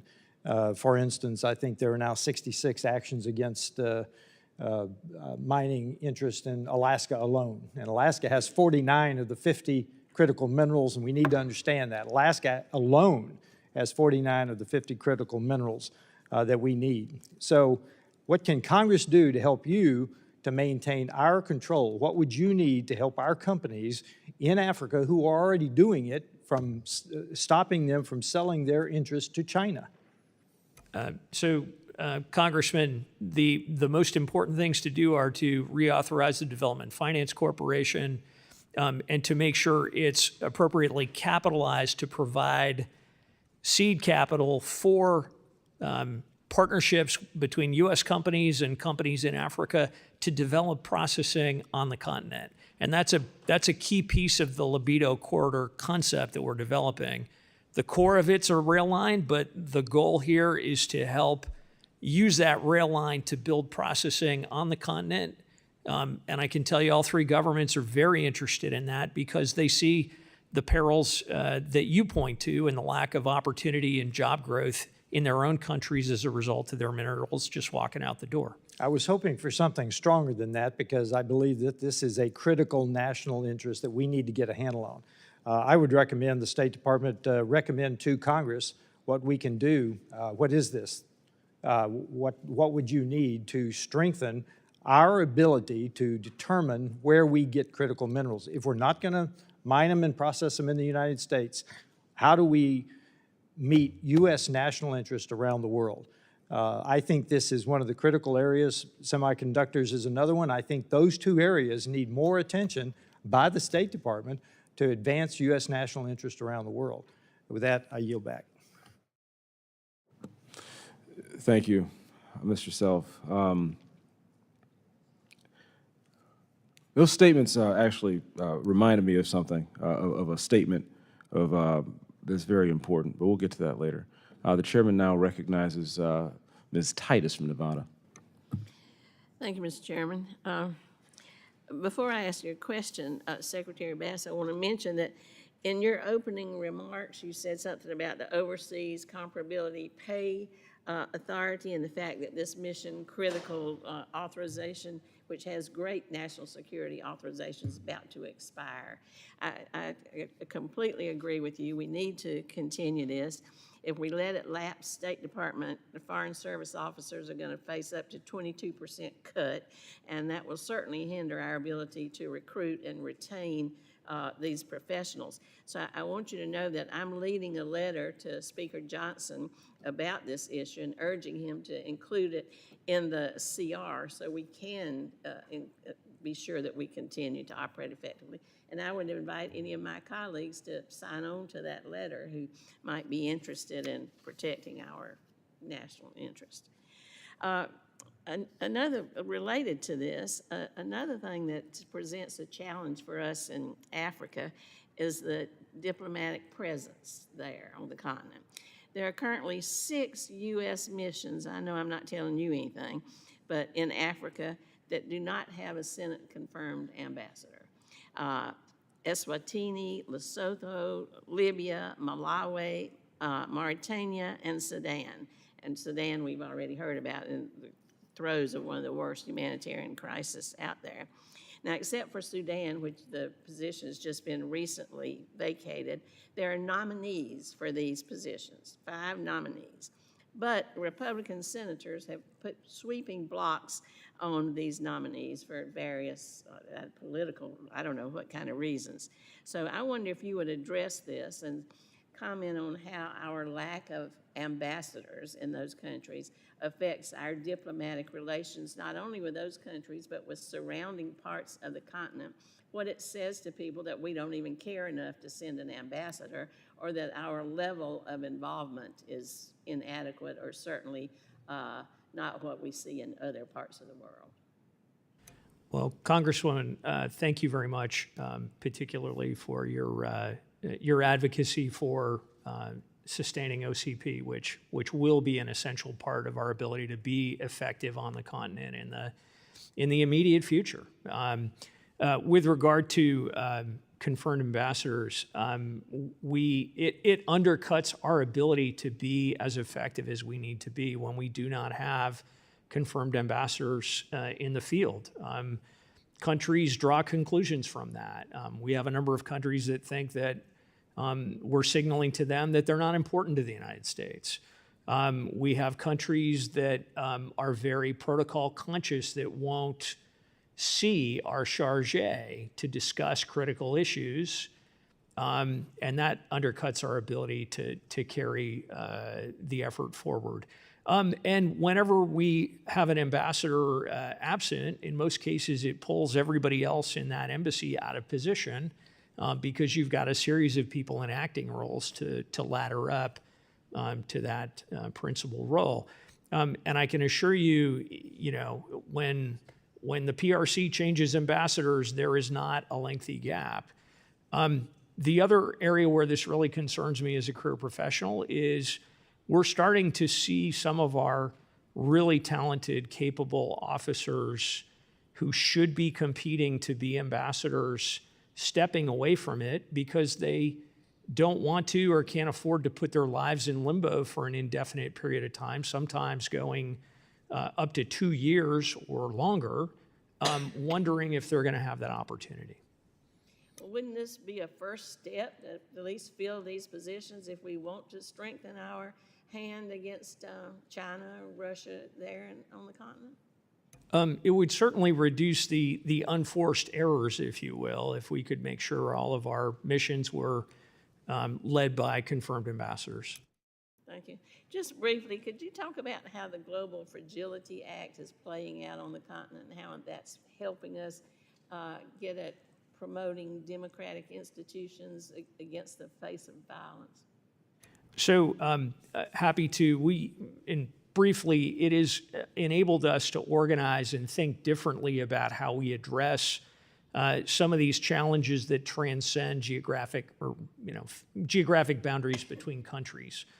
Particularly effective in helping us think about a broader strategy for coastal West Africa as we're dealing with the instability that is emanating out of the Sahel right now, for example.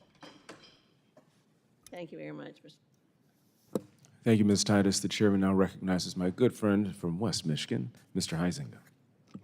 Hey, thank you, Mr. Chairman. And while we're on West Michigan, I want to, here's the connection in. I want to talk about Sudan.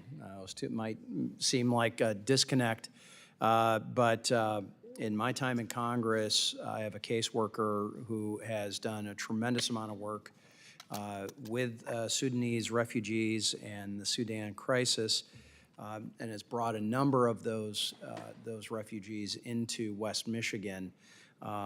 That's why I think you are hearing such broad consensus and disappointment in what has been the response or lack thereof of what is going on in Sudan. Again, I won't belabor points that have been repeated here, but just underscore again, there is a perception from many of us that this is a failed diplomatic resolution or lack of prioritization of a diplomatic resolution, I should say. And please go back and emphasize this to your superiors and to the folks that you work with, that we need answers up here on the Hill. I'm going to transition to China and talk a little bit about what's been happening there. Obviously, China's roles in destabilizing our foothold in places like Djibouti. They have a base 6 miles from Camp Lemonnier, and it's the only permanent base we have in Africa, I believe. And PRC has a permanent naval presence and exclusive rights to that territory. And certainly, we know that China has a core strategy about gaining an Atlantic base as well. Gabon and Equatorial Guinea and Angola are often raised as potential locations for that. I would like to know, what is the diplomatic message that the department has been giving to these Atlantic coast countries to dissuade them from allowing a PRC base? And are we offering them anything instead? I mean, there's reports of, well, we know obviously China has put, I believe, somewhere around $50 billion as a target of what they want to invest into Africa over the next 3 years alone. So tell me what the State Department is doing in communication with those countries and discouraging them. What are we offering them instead? And hopefully I'll have a quick question after that. Sure. Thanks for the opportunity to talk about this critical issue. We're doing a range of things. First and foremost, we've got active diplomatic engagement with all the countries along the Atlantic coast to underscore to them the perils of either affirmatively or perhaps passively slipping into an arrangement where the PRC is able to establish a naval base. And the PRC base in Djibouti is exhibit A, B, and C of the perils of doing that. The Djiboutian government doesn't have any access to that base, doesn't know what's going on in that. Even though it's their sovereign territory. Exactly. And so that, I think, part of the reason you haven't seen a PRC success in the Atlantic Basin is precisely because African countries are paying attention to what is happening in Djibouti. And are we specifically underscoring that for them? Absolutely. We know about their base in Peru, in South America, and the footholds that they may be trying to get to hem in on the Pacific side, and seeing this happen on the Atlantic side. I mean, that is just an expansionist action that has got to raise red flags, I would hope. Absolutely. And we are warning them, we're cautioning them, but we're also in dialogues with a number of these governments to understand, okay, what is it that you're concerned about that would prompt you to think about this, and how can we try to address that and work in partnership with you? So we're improving a number of the basin countries' ability to deal with their own maritime security so they can take care of these issues themselves. And real quickly in these last seconds, what are they saying to you? What are their concerns that are even allowing them to have these conversations? In many cases, they're concerned about their ability to understand what's happening in their territorial waters, in their exclusive economic zones. They're concerned in some cases about what their neighbors might be doing, about piracy. So we have a range of capacity building programs underway to address those, and would be happy to follow up with you and get you more detail. Appreciate it. My time's expired. I yield back. Thank you, Mr. Huizinga. The chairman now recognizing Ms. Jacobs from California. Thank you, Mr. Chairman, and thank you for your partnership in leading the subcommittee on Africa for this body. Undersecretary Bass, thank you for testifying. It's been really great to hear us spend so much of this time talking about Africa, an issue that doesn't often get the attention it deserves here in Congress. I'm first going to talk about the Global Fragility Act. I know you've had a few questions on that already, and I just want to build on what some of my colleagues have already asked. In particular, it's been mentioned already that the Sahel has seen an increase in violent extremism despite 20 years of U.S. investment. And I think the Global Fragility Act was really designed to apply lessons learned from previous conflicts like the Sahel, to make sure that we're learning what didn't work so that we can do things differently. And, one of the things I think was the most important lesson there is the need for an integrated response with the State Department in the lead, because at the end of the day, these conflicts require political solutions, not just military or security solutions, and frankly, not just foreign assistance programming, right? These are political problems that require political solutions. So as the manager of the regional bureaus, the folks who do the day-to-day diplomacy, how are you and the department doing diplomacy differently and pushing for political solutions pursuant to the GFA? Well, thank you, Congresswoman, for your championing of GFA and effective implementation. We're approaching it differently in terms of thinking more holistically about these conflicts and ensuring that we have the full range of expertise across the department at the table on a regular basis to proactively be working through dealing with these challenges. And I think, and I'll be the first to say, right, we're as equally dissatisfied with where we are in Sudan as members of the committee. But the progress we've made in recent months on securing humanitarian access is a reflection of some of these new habits of cooperation and effort to mutually reinforce between the department, AID, working with our mission in New York, and the wider humanitarian community to make sure we are not working at cross purposes and strengthening that overall diplomatic engagement. That's great, and I'll continue making sure we're doing everything we can to support you in that. You mentioned Sudan. Obviously, it's been a topic of conversation in this hearing, rightly so. The largest displacement crisis in the world, the largest hunger crisis in the world, and something that doesn't get enough attention.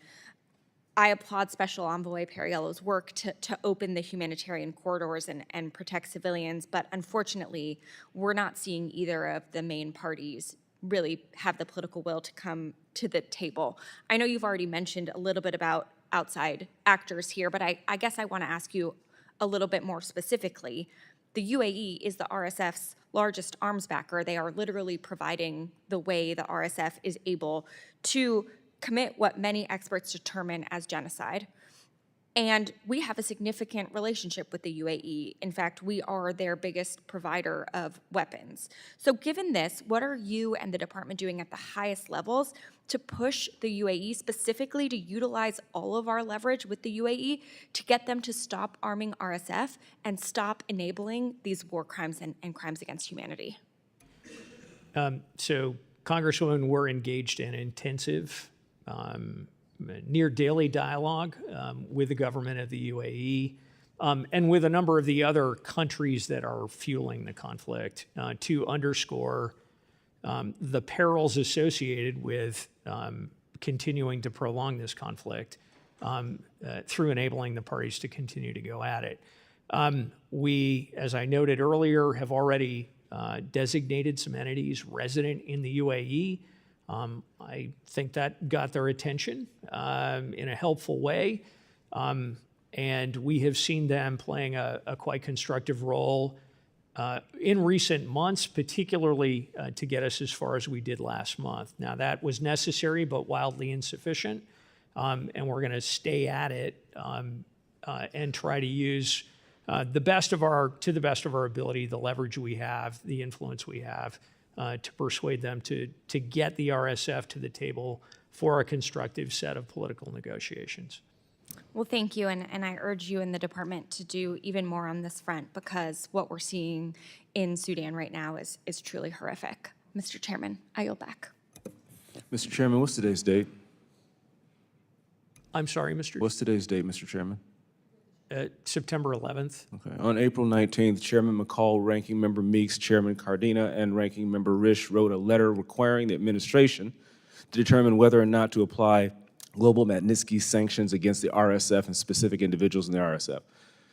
This is a requirement of law, Mr. Chairman, to respond within 120 days. 120 days from April 19th is August 17th. There's no response. Those responsible are breaking the law. And we'll do everything we can to hold them accountable here so that we can hold those who are funding the RSF and the SAF accountable there. The chair now recognizes Mr. Hill from Arkansas. I thank the chairman, Mr. Secretary.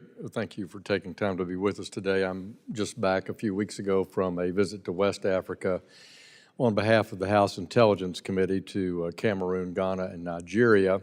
We also had an extensive visit with ECOWAS, and the security situation in West Africa is severely deteriorating. I know you've addressed that today. I just want to add my concern that I'm not sure what American strategy is in Africa, and so we really appreciate you coming and helping members clarify that. It's of deep concern in a great power conflict that a continent as large as and important and significant as Africa is.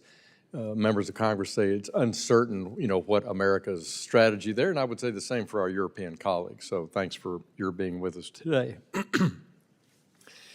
When I was in Nigeria, we had excellent meetings at the Lake Chad Basin area in Cameroon. We visited our forward operating facilities and talked extensively about Lake Chad, and clearly the fact that we don't have ISR resources in the region is of concern to our partner countries there.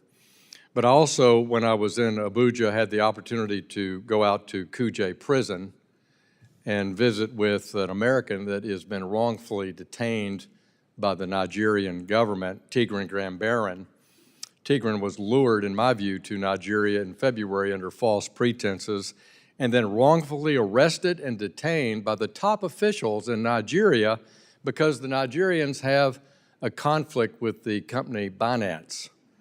And of course, America has had issues with Binance, and we have essentially a deferred prosecution arrangement with that company ourselves.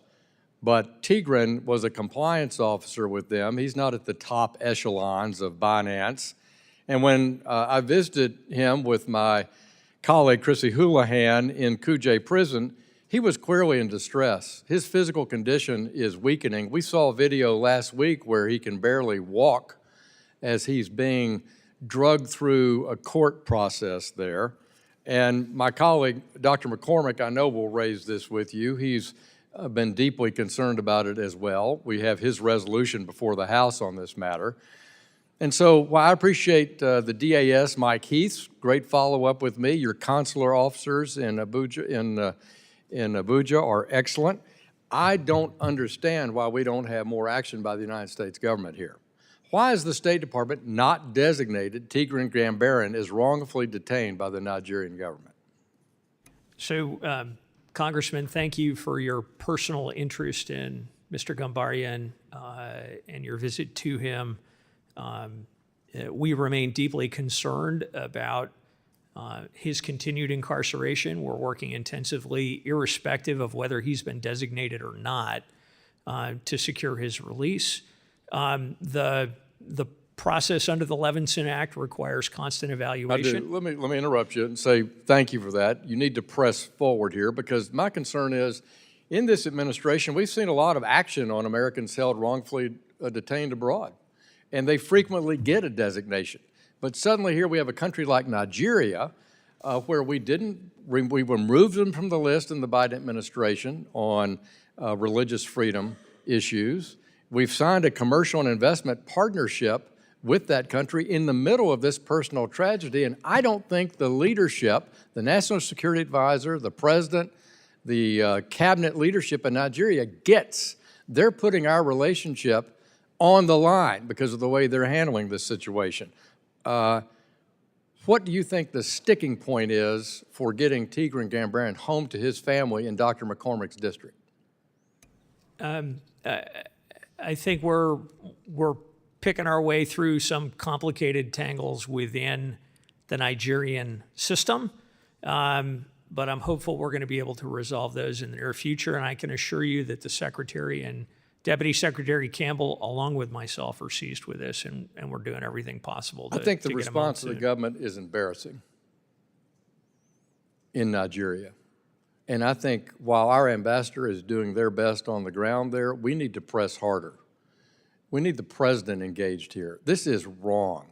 This is a dispute that is in no way involves Tigran Gambaryan, and we're watching him decline in his health, and it's a horrifying situation. And this is one with a friend of the United States. We're not talking about Iran or Russia here. We're talking about Nigeria.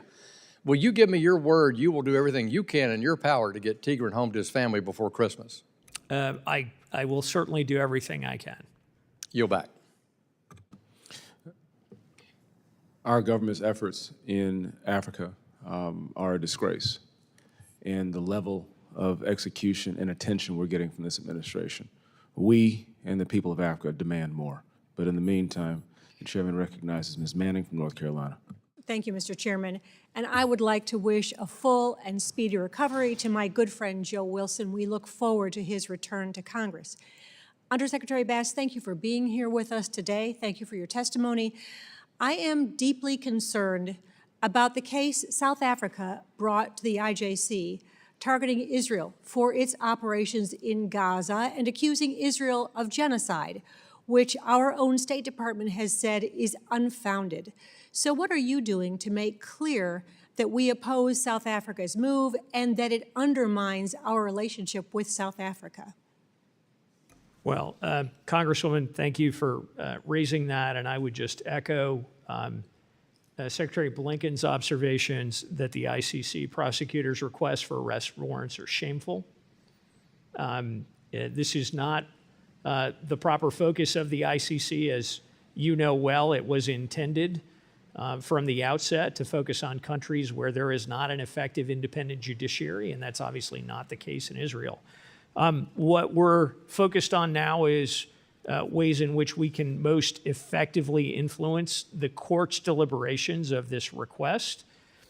We've submitted a brief in support of Israel, articulating and underscoring why we believe that this request is unwarranted, and we're continuing to pursue that with intensity. I understand, and I appreciate that, but I am concerned about how we are making sure that South Africa understands our position on this issue. And we talked earlier in this hearing about the humanitarian disaster taking place in Sudan, where 11 million people have been displaced.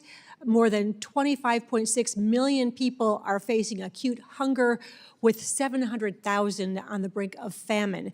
And we know that South Africa refused to arrest Sudanese dictator Omar al-Bashir when he visited South Africa after the International Court of Justice had issued arrest warrants for his crimes against humanity and genocide. And this past January, South Africa hosted Mohammed Hamdan Dagalo, a Sudanese warlord accused of war crimes against humanity. So is South Africa doing anything to address the ongoing disaster in Sudan? So, Congresswoman, we have a vigorous ongoing dialogue with the new government in South Africa, and will be later this week sitting down with some of the senior officials in their foreign ministry to discuss these and other issues on the continent that are of such But to your acute knowledge, concern they're to not us. actually engaging in trying to improve the situation in Sudan. Do you have any idea why South Africa is ignoring a disaster so close to them, but is instead setting its sights on Israel, including hosting Hamas leaders after October 7th? They hosted Hamas leaders in December, after knowing full well that Hamas had committed grotesque atrocities against Israelis on October 7th and took 240 hostages, including Americans. Well, certainly have not agreed with South Africa's position on the conflict at any point in time, and we've made that clear to them, and we continue to vigorously engage them to try to change their views and position. Thank you. When I was in South Africa earlier this year, we heard repeatedly about the level of government corruption that has become normalized. And I was also surprised by the daily electricity blackouts that are now expected and accepted by the South African people. Can you comment on these issues and how this is impacting our relationship with South Africa? Well, it's clear the electricity blackouts that you're referring to are clearly a function of a long-standing, many-year underinvestment in basic infrastructure in South Africa, the impacts of which are now being felt. I think we're seeing some indications from the new government that they are recognizing the enormous dilemmas they have with their ability to sustain economic development and opportunity for their own citizens. And we're seeing some indications they are prepared to think differently about some of these subjects. Let me end by raising one last issue. In July, the State Department unveiled the Global Guidelines for Countering Anti-Semitism, a major commitment by more than 40 countries and international organizations to act against rising anti-Semitism and implement best practices to protect the Jewish communities around the world. I would like to note that no African country or organization has yet endorsed these very non-controversial guidelines. And as Acting Undersecretary for Political Affairs, will you commit to making sure that chiefs of mission across the regional bureaus are aware of this and actively engage in advancing these guidelines to our partner countries in Africa? Yes, and we're continuing to work closely with Ambassador Lipstadt in building off of the very strong foundation of the initial commitments. Thank you very much, and I yield back. The gentlelady yields back. The gentleman from Indiana, Mr. Baird, is recognized for 5 minutes. Thank you, Mr. Chairman, and I want to thank my colleague, Mr. McCormick, for allowing me to have this spot. Appreciate you very much.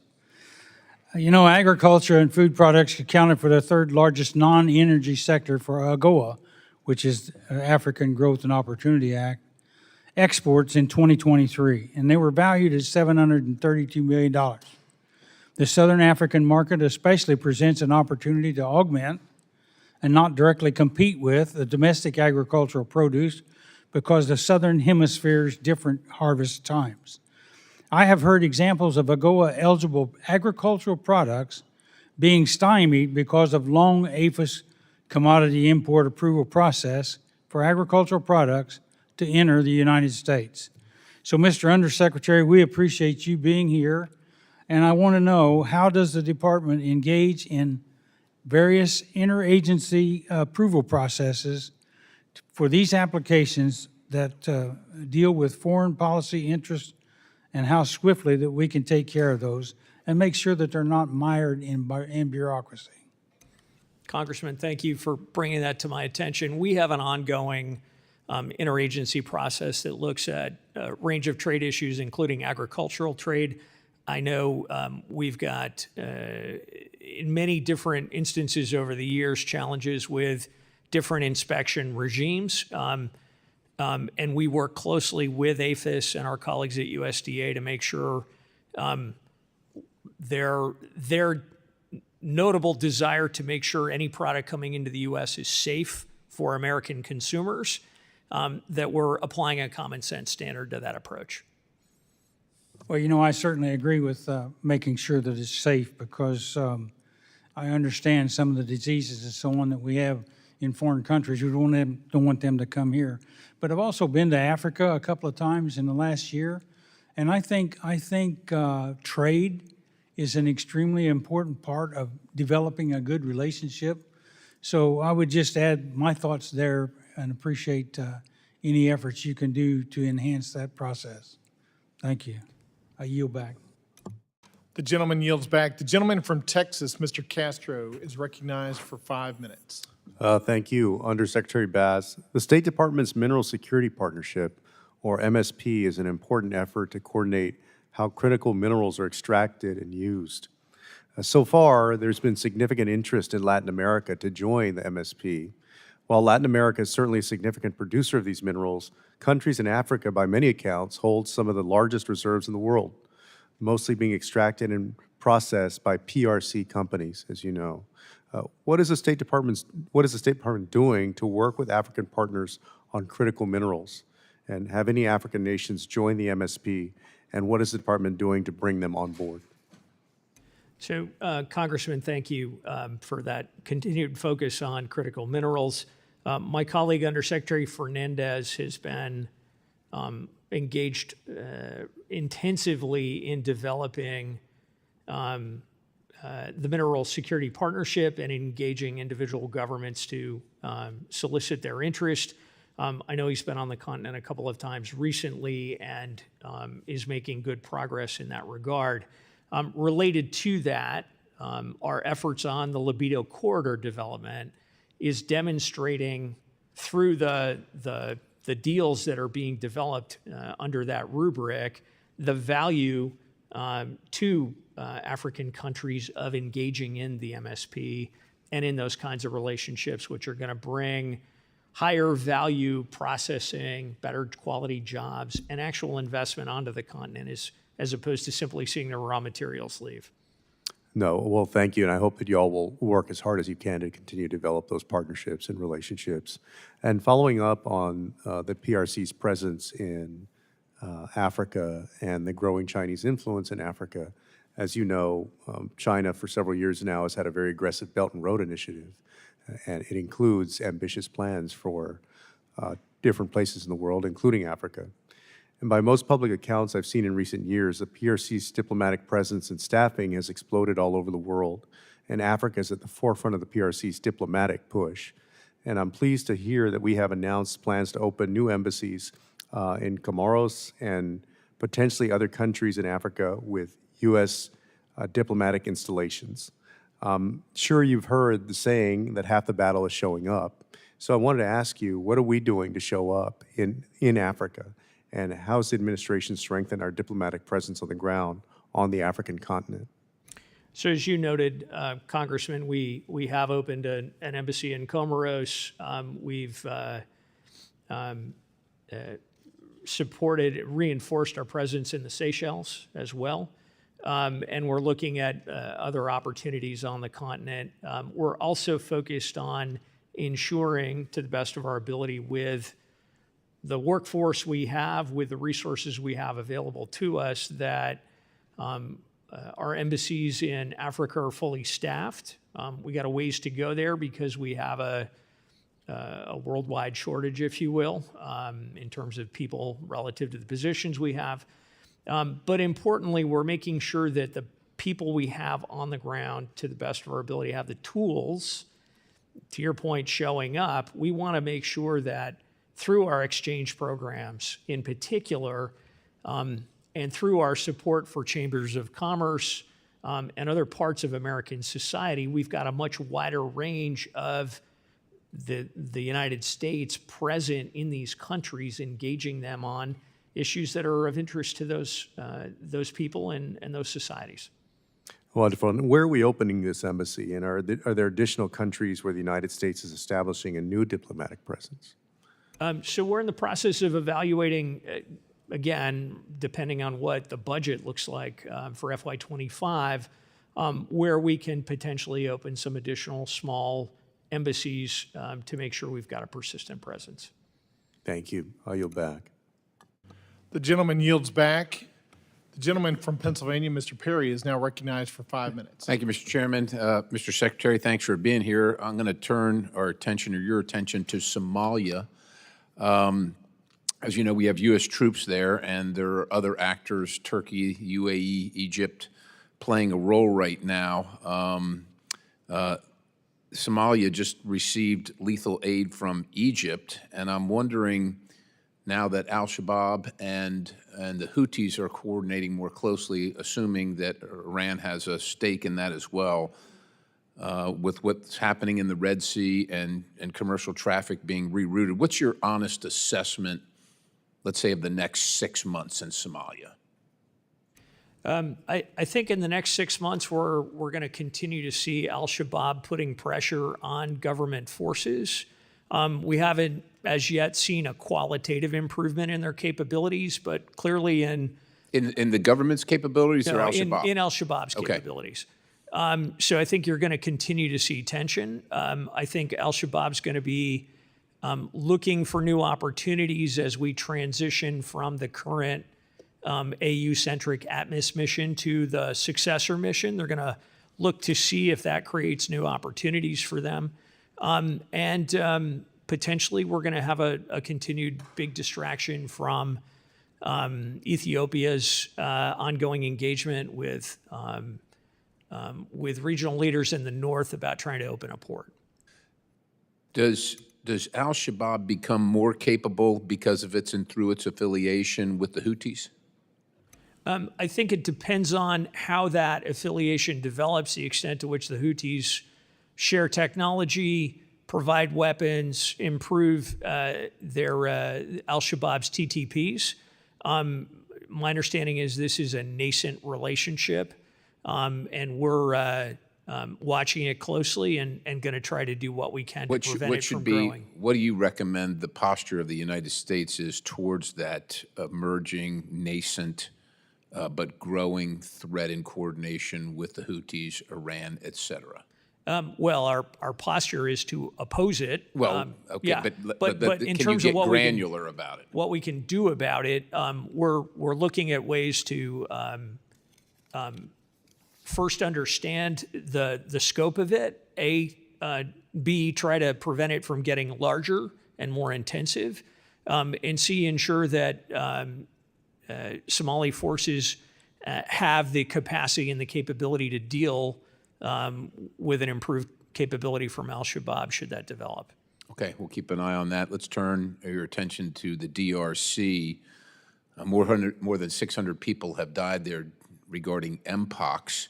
And I'm wondering, do you know, or are there any level 2 labs there funded by the U.S. and maybe as importantly as that funded by the World Health Organization, and our concerns for the security of any such labs?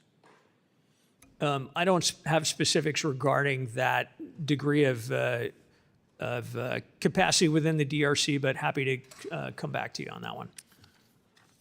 You don't have the information regarding the labs or where they were funded or if they exist, or what? Can you be specific about that? Sure. I don't have with me the precise details about the laboratories that exist in the DRC at what level and okay, and who they're funded could by. you then make a commitment to inform the committee Yes. of that information, and then just, you know, based on the pandemic that originated in the Wuhan Institute of Virology and the World Health Organization's involvement and mishandling of that to very grave effect around the world, what is the department doing in interacting with the World Health Organization regarding the DRC and the Mpox outbreak?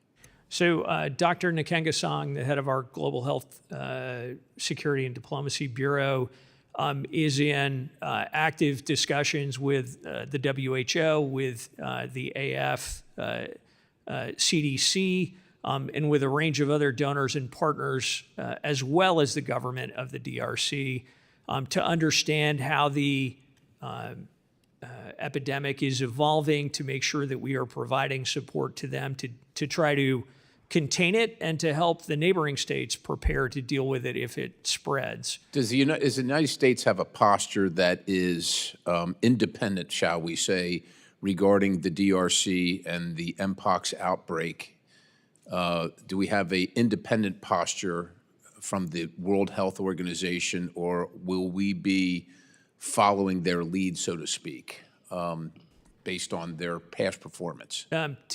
Congressman, to the best of my understanding, we are taking our lead first and foremost from the DRC government officials in terms of what they need. We are sharing information with the WHO and AFCDC in terms of what they're hearing, in part to ensure, along with other donors, that we're not overlapping in terms of a response, and we're trying to be as effective as possible with our contributions. The gentleman's time has expired.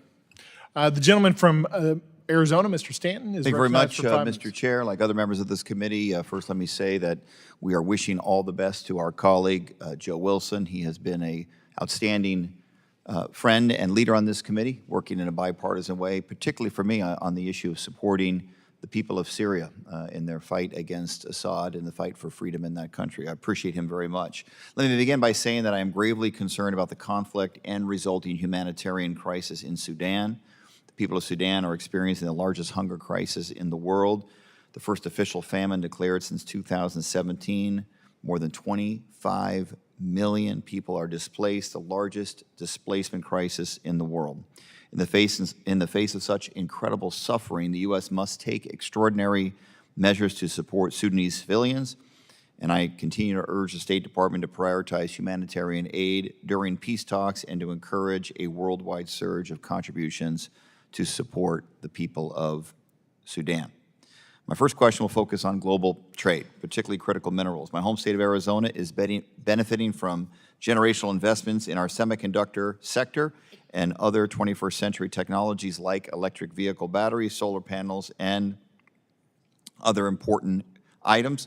But to continue manufacturing these advanced technologies to increased production as we intend, the United States needs a reliable and secure access to dozens of raw minerals from around the globe, including vast mineral deposits in the African continent. However, the world supply of raw minerals is increasingly controlled by China. For example, more than 70% of the Democratic Republic of Congo's cobalt and copper mines, one of the largest deposits on Earth, are owned by the People's Republic of China and PRC-linked firms with well-documented histories of awful labor and environmental practices. Many African countries want to take advantage of the growing global demand for their natural resources in ways that drive prosperity for their people. But to build mutually beneficial relationships with African nations, we need to be strategic about how we resource ourselves and compete with the other world's players. Undersecretary Bass, the U.S. has signed a memorandum of understanding with the DRC and Zambia to jointly develop a supply chain for electric vehicle batteries. This is important to hit some of our goals for EVs. How can the United States' involvement in the DRC's crucial mineral sector help to raise standards and strengthen critical minerals governance? And how will this also benefit the Congolese people? Well, thank you, Congressman. The whole underlying principle under the PGI initiative is to provide highest quality, not just investment, but highest quality opportunities for the countries in which we are making those investments. In stark contrast to how, as you noted, the PRC approaches these issues, and the Libido Corridor and the mineral developments you're talking about, we believe are providing a compelling alternative that is resonating with the governments of all three countries, and frankly, with a number of governments of countries in the surrounding region who are seeing the alternative and want to be a part of it in the future. Let me ask you a question about PEPFAR. I know that's been discussed by our leadership of the committee as well as through questions, but it is a plan or a program worth talking about. One of the most successful foreign policy programs in American history, led by former President Bush. It has saved the lives of more than 25 million people, and PEPFAR, support for PEPFAR has always been and must be bipartisan. But right now, the program is due to expire in the spring, and I want you to talk about that, Undersecretary Bass. What do we stand to lose in terms of public health outcomes in Africa if PEPFAR is not reauthorized on time? So, Congressman, we will set back a generation of efforts to continue improving the capacity of these societies to deal with HIV/AIDS, but also with a wider range of infectious diseases. A key piece of PEPFAR has been building out the capacity of public health institutions, educational networks, and non-governmental organizations in many of these societies. And in the absence of this organizing program, inevitably we will see reductions in capacity and effectiveness. The United States invests more in global health in Africa at a magnitude unmatched by any other donor country. I hope that continues. It needs to continue.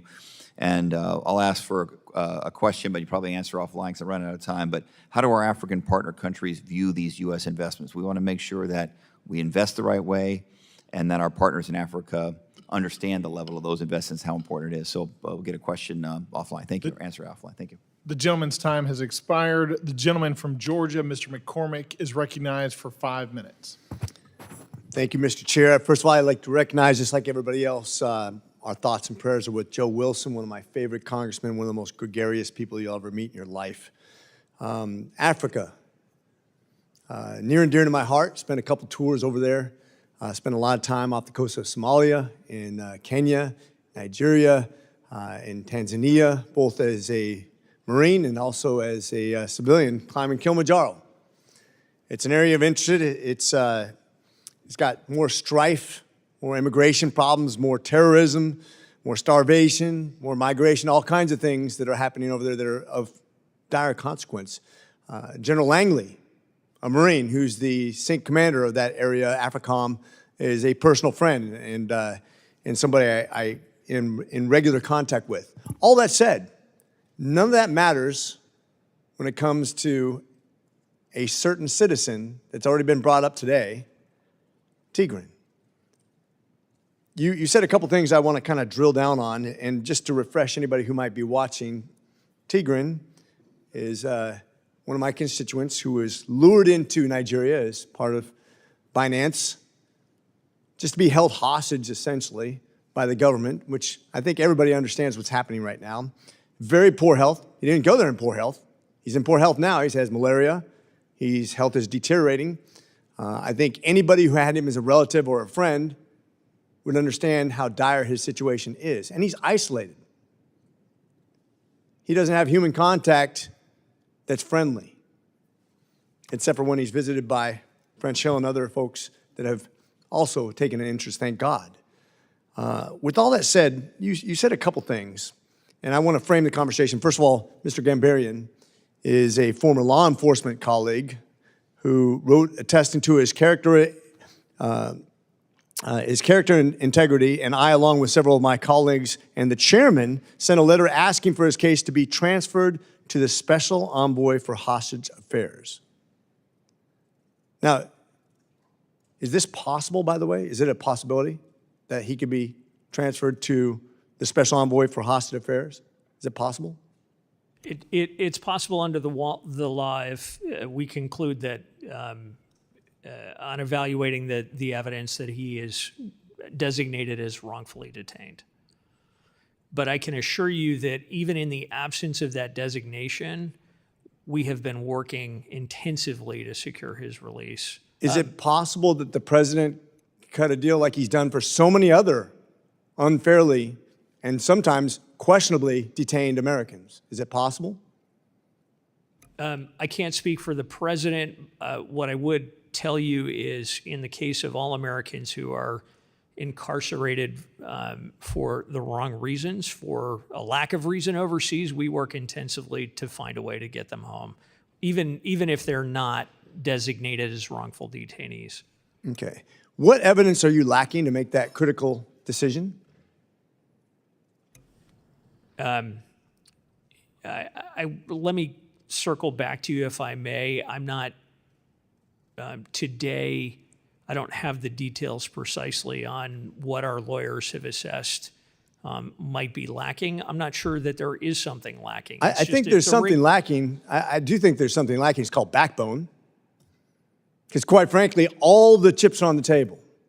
All the evidence has been presented, and there is no case against a citizen of the United States of America, which I've seen the president go to bat for several of them. People who smoke dope, people who are accused of spying. None of this is true with Tigran. None of it. You specifically said you're concerned. I get it. But I don't believe when you say we've done everything that's possible. I don't believe that. I'm sorry, I don't believe it. Basically, anybody who's involved in this case does not believe that everything that you can do has been done. It just doesn't make sense. When you lay it out there, and that's why I asked you the specific question, what's possible and what's holding it up, it's not meeting in the middle. I expect more. When Paul was accused of something by his elders, he said, I appeal to Caesar. We are not worse than the Roman government. We are better. I appeal to the president on behalf of his citizen that he gets a fair treatment by the United States government that has an obligation to stand up for him. And I charge you with that, sir. Please get back to me with the details of what you're missing to give him that special consideration to get him the hell out of Nigeria. Thank you. Congressman, I commit to coming back to you personally.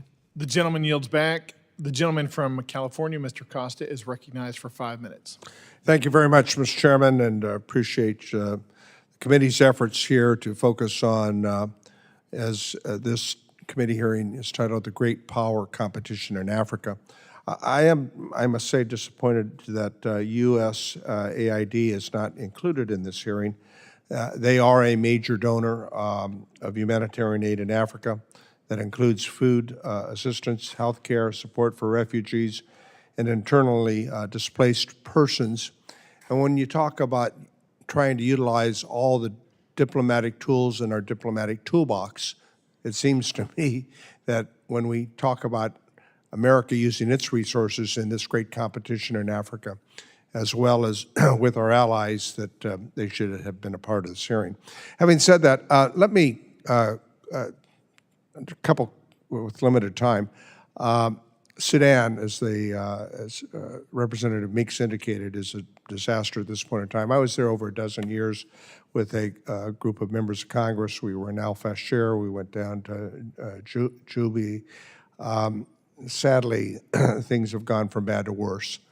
What would you say in your opening comments in response to our efforts with our allies? Are we trying to put together some sort of a plan to deal with not only the humanitarian crisis that's in Sudan, but all the other facets that are part of the horrific efforts or the challenges that are going on there?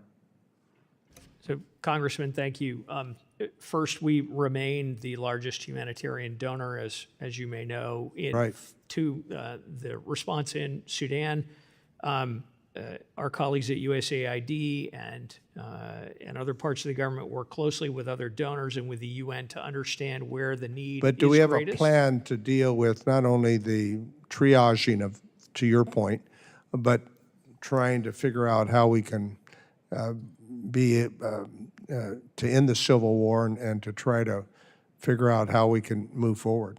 Yes, we're engaged in an intensive diplomatic effort now to build off of the agreement. Working not only with our allies, but with our African partners who are responsible in that area? Including the African Union chair and a number of the surrounding neighbors who have influence to some degree over the combatants. Well, this is critical. I'd like to know more about that, but let me move on. The Belt and Road Initiative that China is, and we know China's policy toward Africa is dominated by minerals and energy. But in your analysis, these summit agreements that China has reached with Africa, how ironclad, and what do you think the longer-term influence is a part of those agreements? I mean, I think a lot of these African nations are wearing and understanding that they come with incredible strings attached. And a lot of these Chinese companies are obviously very corrupt. So I don't think it's an accident that the top line number out of this recent meeting in China is very similar to our announced support at the African Leaders Summit of $55 billion. Obviously, big difference between our support and the way we invest as opposed to China making $50 billion in predatory lending available on the continent. I think what we're seeing as we get deeper into the Belt and Road being implemented is many more tales of buyer's remorse and a higher degree of caution on the part of governments who may be offered a certain amount of lending from China, given the examples under which China is deeply resistant to changing loan terms or extending repayment terms, as we saw in Sri Lanka. Do you sense an imbalance taking place? Of course, France is one of our allies, but with France's changing participation and Russia's engagement, obviously Russia is an adversary of the United States, and they certainly will provoke as much havoc as they possibly can. How do you see that playing into the current challenges we face? It's a substantial challenge on the continent to the extent that Russia is opportunistic and predatory, and they're seeking largely to distract us from key security challenges elsewhere, and strip mine revenue to underwrite the regime back in Moscow. But it's not taking us off the core elements that we focus on the continent, and increasingly governments on the continent see that we offer a better deal. More to be discussed further, Mr. Chairman. My time's expired. Thank you very much. The gentleman yields back. The gentleman from New Jersey, Mr. Kane, is recognized for 5 minutes. Thank you, Mr. Chairman. And thank you to our witness for being here today. Undersecretary Bass, examples in northern Mozambique and in Syria have shown that Russian mercenaries are largely ineffective fighting forces, as well as being exploitative and having a complete disregard for human rights. What message is the Department communicating to our African partners who are considering deepening security ties with Russia, and how are we communicating the ineffectiveness of the Russian mercenaries? So, Congressman, thank you. You've said it much better than I could have. We, on a constant basis in countries that are particularly stressed with internal conflict, with challenges from terrorist organizations or violent extremists, are underscoring the peril of what might look like a great deal at the front end because it comes with no strings attached in terms of standards of accountability, adherence to the laws of armed conflict, but in reality comes with a lot of strings down the road. And importantly, we're indicating to them, look, don't just take our word for it. Talk to your colleagues, your fellow partners on the continent about their experiences. Okay. And one of Russia's most effective strategies to undercut U.S. influence is through carefully constructed misinformation campaigns aimed at catalyzing anti-U.S. and anti-Western sentiment throughout Africa. These campaigns provide a cheap way for the Kremlin to erode our interests and have proven especially successful in West Africa and in South Africa. I am concerned that too often the Department is focused on countering misinformation rather than engaging in a proactive information campaign to highlight the value that the U.S. brings to the continent. How is the Department prioritizing not just countering misinformation in a reactive way, but also creating a clear, proactive strategy to the information space? So we, in addition to the work we do on disinformation, we charge each of our embassies on the continent with having precisely that proactive, affirmative stance tailored to their society to demonstrate, is it formal media, is it social media, is it in-person engagements that is going to get the greatest impact? And we're trying to use, to the best of our ability, all of the tools available to us. Public diplomacy sections are often the most understaffed in embassies around the continent. Recognizing the importance of PD officers to create effective, localized media campaigns, what is the department doing to incentivize and attract qualified individuals to these roles?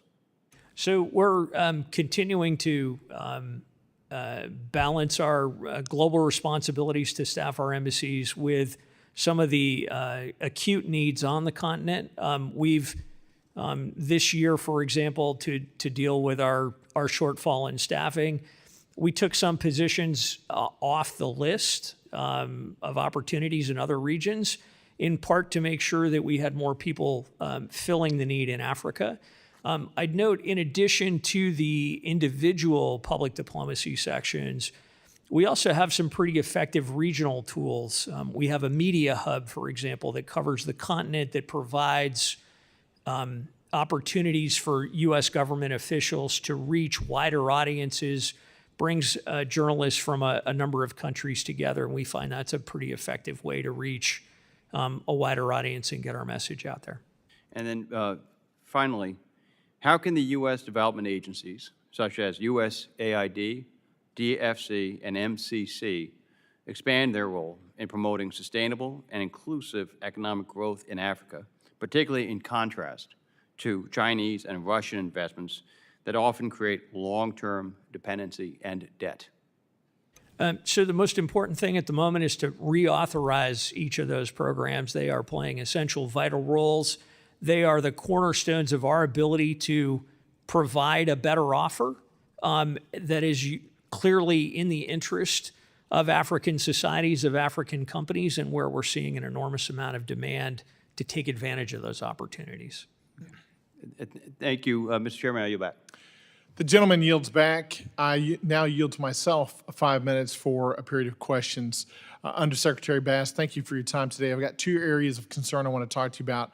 The first is this: the Central Bank of Central African Economic and Monetary Community, also known as CMAC, has implemented an arbitrary deadline of September 30th for international oil and gas companies to agree to controversial foreign exchange regulations that create double jeopardy risk. I'm concerned that if this regulation progresses, it is going to have a negative impact for American oil and gas companies that operate in the region and the countries within CMAC. By 2050, it's estimated that this regulation would reduce capital investment for the region by $45 billion and reduce government revenue for CMAC countries by $86 billion. Undersecretary Bass, can you speak to the department's engagement with Treasury and the interagency on this issue? Has there been coordinated interagency advocacy to the IMF on the importance of clarifying that these restoration funds are ineligible to go towards the gross forex reserves of these countries? Congressman, to the best of my knowledge, we are engaged and focused on this issue, but with your permission, would circle back to you with a more detailed answer. Thank you. I'd appreciate that. The specifics of that interagency action is very important to this committee, and we'd like to know what you guys are doing to push back against these regulations. What happens, a second question on that, what happens when existing Western countries, companies, are run out of the region due to these regulatory issues? Who fills this vacuum? How does this undercut U.S. interests in the region? So I think it depends circumstantially on individual countries. Sometimes there's a local actor who thinks they're going to fill that space, and there's often buyer's remorse down the road. Other times there might be other foreign investors who are less principled, lower scruples. So just underscoring your concerns about this taking legitimate companies with high standards out of the market. Yeah, it's not a good thing if that happens. I think you and I can agree that we want more Western oil and gas companies in that region. Would you agree with me on that? Yes. Thanks. All right, now on the second issue, I want to talk to you about illegal, unreported, and unregulated fishing around Africa. China operates the largest illegal, unreported, and unregulated, also known as IUU, as you know, fishing fleet throughout the world, notably in Africa. IUU fishing off the coast of Africa costs the continent an estimated $11.2 billion in annual revenue loss and is a direct threat to the food and economic stability of coastal African countries by robbing fishermen of their catch. And we know when there's this instability from a food standpoint. That just drives folks to terrorist organizations or other organizations that are contrary to our national interest. It's been estimated that more than 60% of the global catch of China's global distant water fishing fleet, worth $5 billion, takes place in West Africa. The CCP directly encourages these illegal operations by providing subsidies for its distant water fleets, worth $1.75 billion in 2019 alone. And China's highest court has published a ruling stating that these distant water fleets are pursuing a strategic national priority that benefits them, not us for sure. Under Secretary Bass, I've introduced legislation focused on improving the capacity of African partner countries to counter IUU fishing off the coast. What's the department currently doing to help African governments understand the intent and scale of the damage being done by Chinese fishing fleets in their waters? Well, Congressman, I want to thank you for your personal interest in this issue. It is an acute concern of coastal nations in Africa, particularly, I think, on the Atlantic Basin. I think it's one of the reasons why, again, you've seen some hesitation about allowing a permanent Chinese naval presence in a country.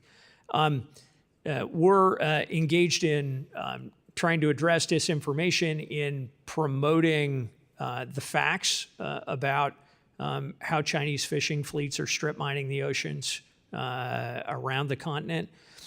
We're also engaging on a practical basis with a number of countries on the coast to help them tell us what they need to be more effective in addressing their maritime awareness and being able to properly understand and regulate what's happening in their exclusive economic zones off their coasts. And I'd welcome the opportunity to work closely with you on your legislation. I would very much appreciate that as well. And when you get answers back from these countries about what support they need, I'm very confident that this is in our national security interest. It's in our economic interest to stop this illegal and unregulated fishing by China in that region. And so I'd be glad to work with you and the State Department to finish that up. Great. My time has expired. I thank Undersecretary Bass for his valuable testimony and the members for their questions. The members of the committee may have some additional questions for the Undersecretary, and we will ask you to respond to these in writing. Pursuant to committee rules, all members may have 5 days to submit statements, questions, and extraneous materials for the record, subject to the length limitations. Without objection, the committee stands adjourned.